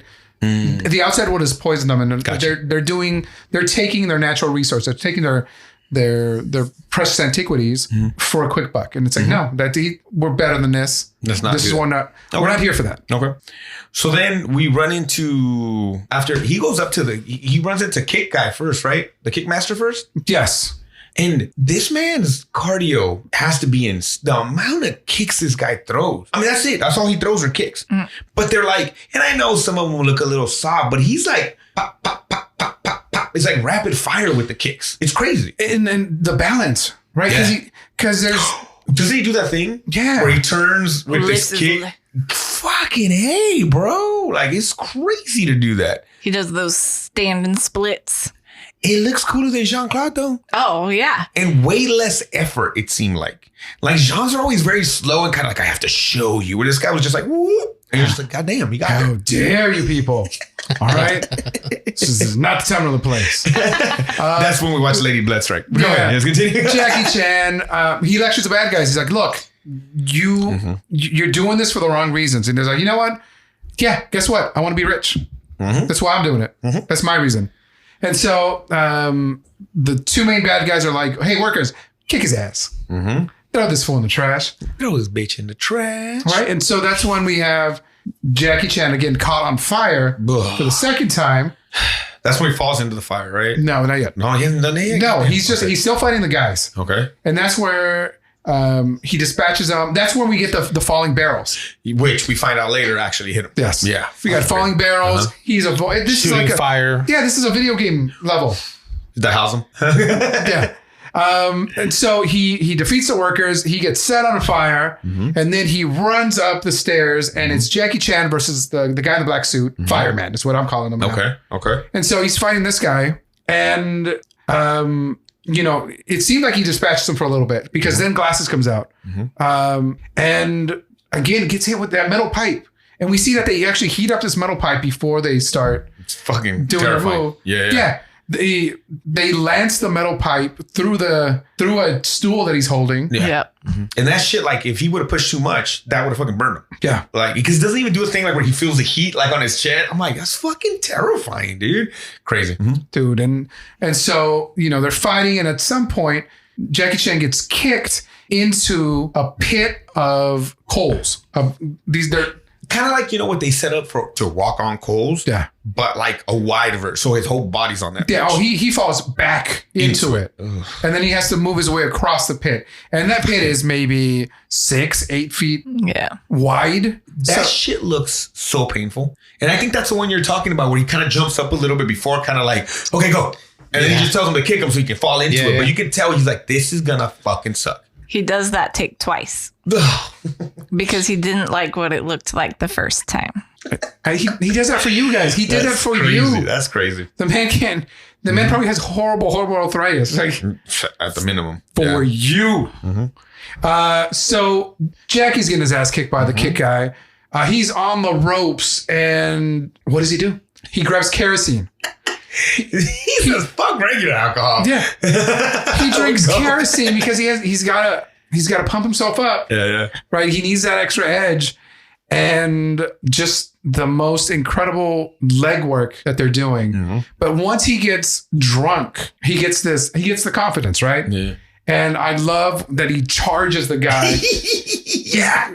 And he's like, charges right at the guy. And he's like, and the guy, he goes back. He's like, what are you doing? Which I love in the outtake. That might have been the most like hurt that anybody got because dude, look like Jack or the other guy split himself open. Like somebody split open because of that, because he ran right into him, which is like, fuck, dude. Like they don't even fake that. Like they're running into each other. But yeah, that's a great scene. You're right. Yeah. Fucking amazing. Good. Continue. Dude, Jackie burns the fire, man. The hell's him. Yeah. Street Fighter 2. Best fighting game. Okay. He blows kerosene. So the other guy's brandishing, again, one of these hot pipes. Jackie Chan blows kerosene at it, lights him on fire. Oh, yeah. And so we have it's a full body burn. It's a full body burn. burn. Yeah. Comic, his wig after looks fucking amazing, I might add. Yes. Yeah. And so then he's starting to fight Glasses. And he's like, you know what? He's the fire guy starts digging his chin into his eye. No, that was Glasses. That was Glasses yes, earlier. sorry, yes, yeah. Glasses. He's like, oh, you think that's not fair? Or he says something cool after so that. he's like, you know what? Let me take my glasses off. Yeah. You know what's interesting too? There's a really cool scene. We're at the end, but before that, in the same fight, but where Jackie hugs the kick guy and kind of has him for a split second, kind of like, you can't kick me, motherfucker. Yeah, it's the only way you can't kick. You can't kick me. Yeah. So it was cool that like they would play their Chinese chess throughout the fight scene, like aha, oh shit, aha, oh fuck, like he had to keep figuring to where his last option was to straight drink fucking kerosene. Yeah, and everything. So yeah, they continue fighting. What happens, Berg? I just my note is effing mayhem. It's fucking insane. Jackie starts mimicking the same kinds of kicks that the guy's doing. But we get a little preview of. We see little Lady Ho. She back. Lady Ho is back, bro. Like, how she a hoe? And the punishment that Jackie dealt to all the other gang, he deals to one guy. And so he goes through all the styles. We got, drunk guy holding a barrel. We get Lady Ho. We get the piper, the boxer. And so he gets the brunt of that. And then finally the last move is him picking up the guy and he bottom slams him. He does the warrior. Yeah. Ultimate Warrior. Yeah, he did his finishing move. And just throws him behind. He hits another bison in this scene he does, too. He does hits another bison and then he lifts him up in the air and he does all he needed to do was a gorilla slam, like the smash. Oh, he did the gorilla slam. We just needed the splash is what we needed to end it all. But yeah, just fucking through some tables, like just goes down. And then it's done. And at this point, the sound cut off on my. Me too. Okay. Mine too. Yeah. Okay, all right. So if you watch the Amazon one, No, mine was Apple. Apple too. Oh, mine was Amazon and Apple. We're not trying to say nothing, y'all, but for about a minute. It felt like must have about a been- minute. At least I 30 feel like seconds. I didn't get closure in my movie. I don't know what happened in that minute. It could have been anything. But I'm just saying, if y'all want to, I'm just saying, do right by us. It must have been just the cut that the studio gave them. We don't even want money. We'll just take, sponsorships from Amazon and Apple, and we'll be fucking fine. We'll call it even. So yeah, but then we see the Master Foe is there. What's his name there too? I didn't see him. Andy Lau? No, I didn't see him. Okay. But they kind of thank you. And then, so they're saying thanks, you guys say, all these priceless artifacts from China, woo, woo, woo. And they're like, hey, where's he at? And they're like, oh, he's sick from the kerosene, but he'll be fine in no time. And then explain the last scene, Barca, apparently, but the dad made it seem like he's going to be okay. yeah, he has some sort of intellectual disability now because he drank the kerosene. Because he is dancing and then he is just going, Yeah, he totally does that. But it was weird. So yeah, so what was that all about? I was at Jackie trying to be one last ha-ha from Jackie. he's gone. He's giving you that, what is it called? Not prop comedy, but It's- not slapstick. When you fall a lot. What is that called? It's slapstick. Is it slapstick? Okay. Yeah, that's what I thought. That's what I felt like. He's giving you one last laugh. He's putting a hat on this, Yeah. He's like, all right, this is what you guys want. And then bloopers. Whoa, shit. Bloopers. More like Stunt bloopers. Stunt bloopers. Yeah, bro. And fuck me, bro. It's all crazy. It makes you appreciate those scenes even more. Yeah. Super cool. And then we get credits. And bada boom, bada bing, we're done. Yep. Whew. All right. Barker, would you tell people to watch this movie? Yes, watch this movie. I would say watch this movie over the first one. Yes. I don't would think agree with you. This one's you better don't need than to see the first one. They give you Yeah, the fighting Everything in you need. this. Yeah, the fighting is next the level. stunt work in this too. Yeah, for sure. And of course, best thing ever in a movie. It has stepmom. So first one didn't have stepmom. Enrique, you would tell people to watch this movie? Yes. Okay.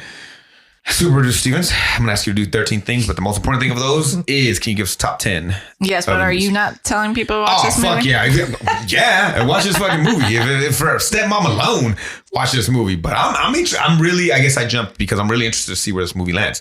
But yes, what is our top 10 that we're going into now? Your top 10 consists of number 1, Fearless. Number 2, Enter the Dragon. Number 3, The 36th Chamber of Shaolin. Number 4, Way of the Dragon. Number 5, Crippled Avengers. Number 6, Crouching Tiger, Hidden Dragon. Number 7, Fist of Fury. Number 8, Iron Monkey. Number 9, Kung Fu Hustle. And number 10, The 5 Deadly Venoms. Wow. Okay. All right. So should we like grab our phones and our calculator, put what number we think we want to put it at, so we won't like mess with each other's Do it like all at the votes? same time instead this time? So we don't fuck with each other anymore. You I understand think what I'm that's saying? fair. Is that fair? Why you think we get? I think so, because I hear you say something. I hear John say something. I'm like, oh yeah, but like, or what do you think? No. Do you know where you want it I to will tell go? you That's this. the question. I do want it in the top 10. Abarca, do you want this in the top 10? faux show. Okay, Yes. Enrique. I'm a yes. Okay, so we're all yeses then. All right. Where do we want it in the top 10 is a question, right? So I will put my number on Hold my on. calculator. So Way of the Dragon Well, yeah, you still have to is show it because once we see it, it is what it is, right? You can't go. Way of the Dragon is the Chuck one where Chuck Norris. Okay. I was like, what else do I need to tell you, bro? Okay. Chuck Norris, Italian titties, and the Coliseum. Boom. That's the way of the We've Dragon. watched a lot of movies. They can get mixed. They get mixed up, maybe. You know how to mix up Way of the Dragon. I don't mix up Italian boobs. Iron Monkey is. You know the left from the right one? Is that what What's you're the saying? young version of this character that Hey, Jackie molto Chan bene. played in this movie, where he's a little kid, but his dad and with the other Donnie guy. Yen. With Donnie Yen. Yes. With Donnie Yen. Yeah. Oh, you already put your number? Okay, hold on. I'm doomed. He's ready. Okay. So Oh my God, I don't know. It's very tense in the studio It at is. the moment. I'm ready to go, guys. John has his number I'm on screen. I'm just going for it. I'm Okay, ready. wait.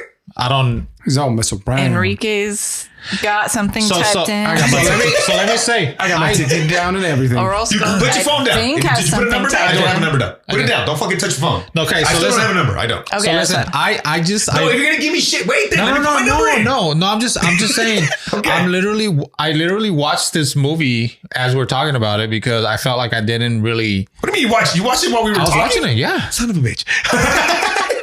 Okay. So it helped in my ranking because I would have fucked it up if I hadn't because I missed a lot of Yeah, stuff. of course. Okay, I got my number in. All right, all three have their numbers. Again, we don't have to show it or anything. You can just go with your number and show your calculator so we know it's legit. Oh, show. Okay, I will start. Show I have SPS. it. Okay, I have it at number 6, above Crouching Tiger, Hidden Dragon. It was hard for me to put it above Fist of Fury. I really do like Fist of Fury a lot, but in the end all be all, the fucking fight scenes are amazing. It's so well coordinated. That restaurant, in whatever you want to call it, fight scene, the end is amazing. And I love Stepmom. I really do love Stepmom. I think she's a badass. I like her more than the female characters in Crouching Tiger, Hidden Dragon, and I really like them. Well, I don't like that young ass one, but but, you know, I do. But she was fucking cool, man. I enjoyed her. I love the slapstick. I love that. And you're probably right. When you called it I Love Lucy, I was like, I love I Love Lucy. That's one of those old shows that I watched growing up. So I fucking love it. And that's probably what I connected me to when I saw her cry like that and stuff like that. So I have it at 6. Barker, where do you have it at? Number 2, man. Whoa, above Enter the Dragon? Yeah. Wow, very cool. All right, why you got that, Barker? Like I said, I enjoyed this movie. Why are you touching your phone, Enrique? I'm not in the first one. Step away, dog. Plus, I already saw his number. He can't. Oh, okay. Enrique's over here making so. I think this movie has. It's a cartoon. It's amped up. It's got energy. I don't think there's not a lot of scenes where it's just dragging. It's just from scene 1. It's just like bop, bop, bop, bop, bop, hit after hit after hit, right? Like I said, just the end scene could be the finale of any other movie. Yeah, them escaping and they're like, we did it. We're out of here. We did it. Yeah, but then you top it with you give it the cherry and the sprinkles of the fire scene and seeing him do it for real, right? Yeah. And then knowing that he's fighting with the director because the director wants more Jet Li style kind of wire work, and he's like, no, we can do it. They want fans want drunken boxing. We can do it, right? They want to see. It's like, dude, I got this. Let me direct the last part. Let me do my thing, and it'll be amazing. So you think the end scene was directed by the old man? And No, the end scene and the end is Jackie. Yeah. Sorry, not the end. I'm saying the end. Sorry, the restaurant scene. You think that's Jackie or you think that's the old man? The end is the director. And the that was really good too, though. The end it's kind of like they did their both endings to this movie. Yeah. That's kind of badass. Okay. And then just real quick, before Enrique goes, the director went off and was upset with Jackie, so he does Drunken Master 3. Oh, we need to watch that one day. He's in without Jackie. And it's just him? He's not even in it. It's Andy Lau. That's why I bring it up. Ooh. So, but it's a different story altogether. But he does it to be like, hey, I can finish that movie. I've never watched that either. Drunken Master 3. No. And Andy Lau does Drunken Master. He's doing drunken boxing. I don't know if it's so much drunken boxing in that movie. Gotcha. It's the name. And it's the Drunken Master 2, and it's about the little drunk guy. Gotcha. Okay. All right. Awesome. Yeah. All right. And we're getting to the point, guys, where you could give me a reason why any of these top 10 could be number 1. It's going to start getting fucking harder and harder. All right, Enrique, what do you have it as? Number 4. Number 4. Hey, I think we're at 4 then, huh? Yep. Yeah. All right. So okay, why 4 for you? Well, for me, you son of a, because of Chuck Norris, huh? Yeah, dude. But this has too many epic fight scenes to not be ahead of Way of the Dragon. Okay. And then Chuck Norris. I mean, fuck Chuck Norris. But son of a bitch. But I would put this in front of Enter the Dragon, but I can't put it in front of 36 Chamber. Okay. So 36 Chamber just has a special place in my heart. I don't know why, but I just love that movie. Well, and then I'm a sucker for those. I'm a sucker for like these framed shots of when they're fighting. And this movie has like so many with Jackie Chan when he's fighting and he does a thing with the robe and he poses. Oh yeah, his robe work is really cool in this movie. And then they have like the shots where they zoom in on him. Like they're just so like a lot of it. Most of the fight scenes have those shots, and I love those. I'm a sucker for those kind of shots. I like the rolling their head around in his arms, like the basketball. Yeah, the barrel. There you go. The master holding the barrel, right? That's what I like with the Italian girl. Gets you rolling around in her boobs. You motorboat son of a bitch. I'm not gonna. Wait. Were they built for speed or for comfort? You know what? I'm not gonna apologize for being a cocksmith. Hey, I'm a cocksmith. What do we do? That's a good fucking movie, bro. Dude, Brain yeah. Crashers is amazing. You couldn't make that movie now. All Okay, right. so We're going long, but okay. we We ended up getting this movie at 4. Right now, Steven's going to give us a movie for next week. But Barker, you got something for us? Yes, we have a voicemail that I want to play for you guys. So really quick. Hey, what's up, guys? I have listened a couple times, but I would not consider myself a listener. But I would love to be a viewer. I noticed you guys did like a Zoom style call the other day. I just kind of saw it on a couple of the guys' stories, and that kind of seems interesting to me. If you guys were to find a way to upload that to YouTube, I would be very interested. You guys would gain a viewer. I would like to think I would be your first viewer, and I think there would be more people that would be interested in it that way. Just something to consider. Also, even though I'm not a listener right now, I would like to support. If you guys have like a tip jar or something, I have several friends that do listen, and they really enjoy it. And I want to support it some way somehow. So I would be interested in maybe you guys could set up a tip jar. I could help that way. So anyways, keep doing what you guys are doing. Hey, thank you very much for that, anonymous listener. Not a listener. It's not a listener. No, not a listener. I'm sorry, you didn't see it because you weren't viewing it. I was doing air quotes. Listen, sir. All right, He's not going to listen to this. You're wasting your breath. it still fucking works. Watch a viewer. First of all, I'm talking to, you know what? Thank you for the idea. We appreciate any suggestions. Fuck guys, you, man. Listen, I'm not going to go that extreme. That's not how we treat our fans. I'm not going to do what So it's a people are joke. expecting me to do and flip out. But, sir, you have to contribute way more into the tip jar because I saw that It's Sunny podcast. Those fuckers have 4 cameras and a crew and a girl in the corner just recording shit. Damn. You know what they do? They literally just show up. So if you would want to pay for us to hire a whole production crew, a lighting rig, maybe a set, He ain't got that kind of stuff. Or come work a camera. I don't think that's what or they're asking. come work a camera. I don't think anyone's asking for that. I think we can do the audio. We can do audio on your watching device. Here's the thing. Interesting. Guys, we don't have to be on YouTube. You know why? Because you go to Anchor.fm/gung-fusuperbros and you just hit fucking play. It works the same as YouTube. Come on. It's play. That's it. Hey, what's up, Chewy? USC Football next year, bro. We got to go. All right, Enrique, where can they reach us and leave us a message? I'm coming to you, Steven. Hold on. I'll be ready. Yeah, just go to our link tree. We have a link tree set up. So if you go to our link tree, all our links are on the tree. Oh, it's not an actual tree. Fuck yeah. Cool. So Linktree /Gung-Fusuperbros. linktr.ee /Gung-Fusuperbros. Go there. You can find our socials. You can find the links to our podcast. It's all there in one place. So, All right. Hey, Barker, everyone just leave us those amazing voice calls. And also we got to give a shout out to them. Go ahead. But go ahead. Where can they get us? So you can leave us a voicemail on our webpage, www.gung-fusuperbros.com, where again, you just press play. Or you can call our voice number at 661-401-5941. Folks, if you want a sticker of some sort, please hit us up. If we don't get back to you right away, we're old, so we don't know how to use these programs. Facts. Especially me, guys. It's not them, it's me. But big shout out to our super fan in France, Orléans. So sorry. Merci beaucoup. Sir, you make it happen. And you know what? If anybody's listening, just tell your friends about it. Give us a review. Honestly, the more listens we get, the more we can actually do this and go out and actually make some money in merch. Hey guys, this is the thing too, man. We got faces for radio, so you don't want to see this video of this shit, guys. Come on, like we're trying to help y'all out. But yeah, so but again, man, anything that pushes those numbers, helps us out, man. Review. We really would appreciate it. But big shout out to the homie. We're taking stickers are coming your way, man. On the Pony Express. I don't know what that was.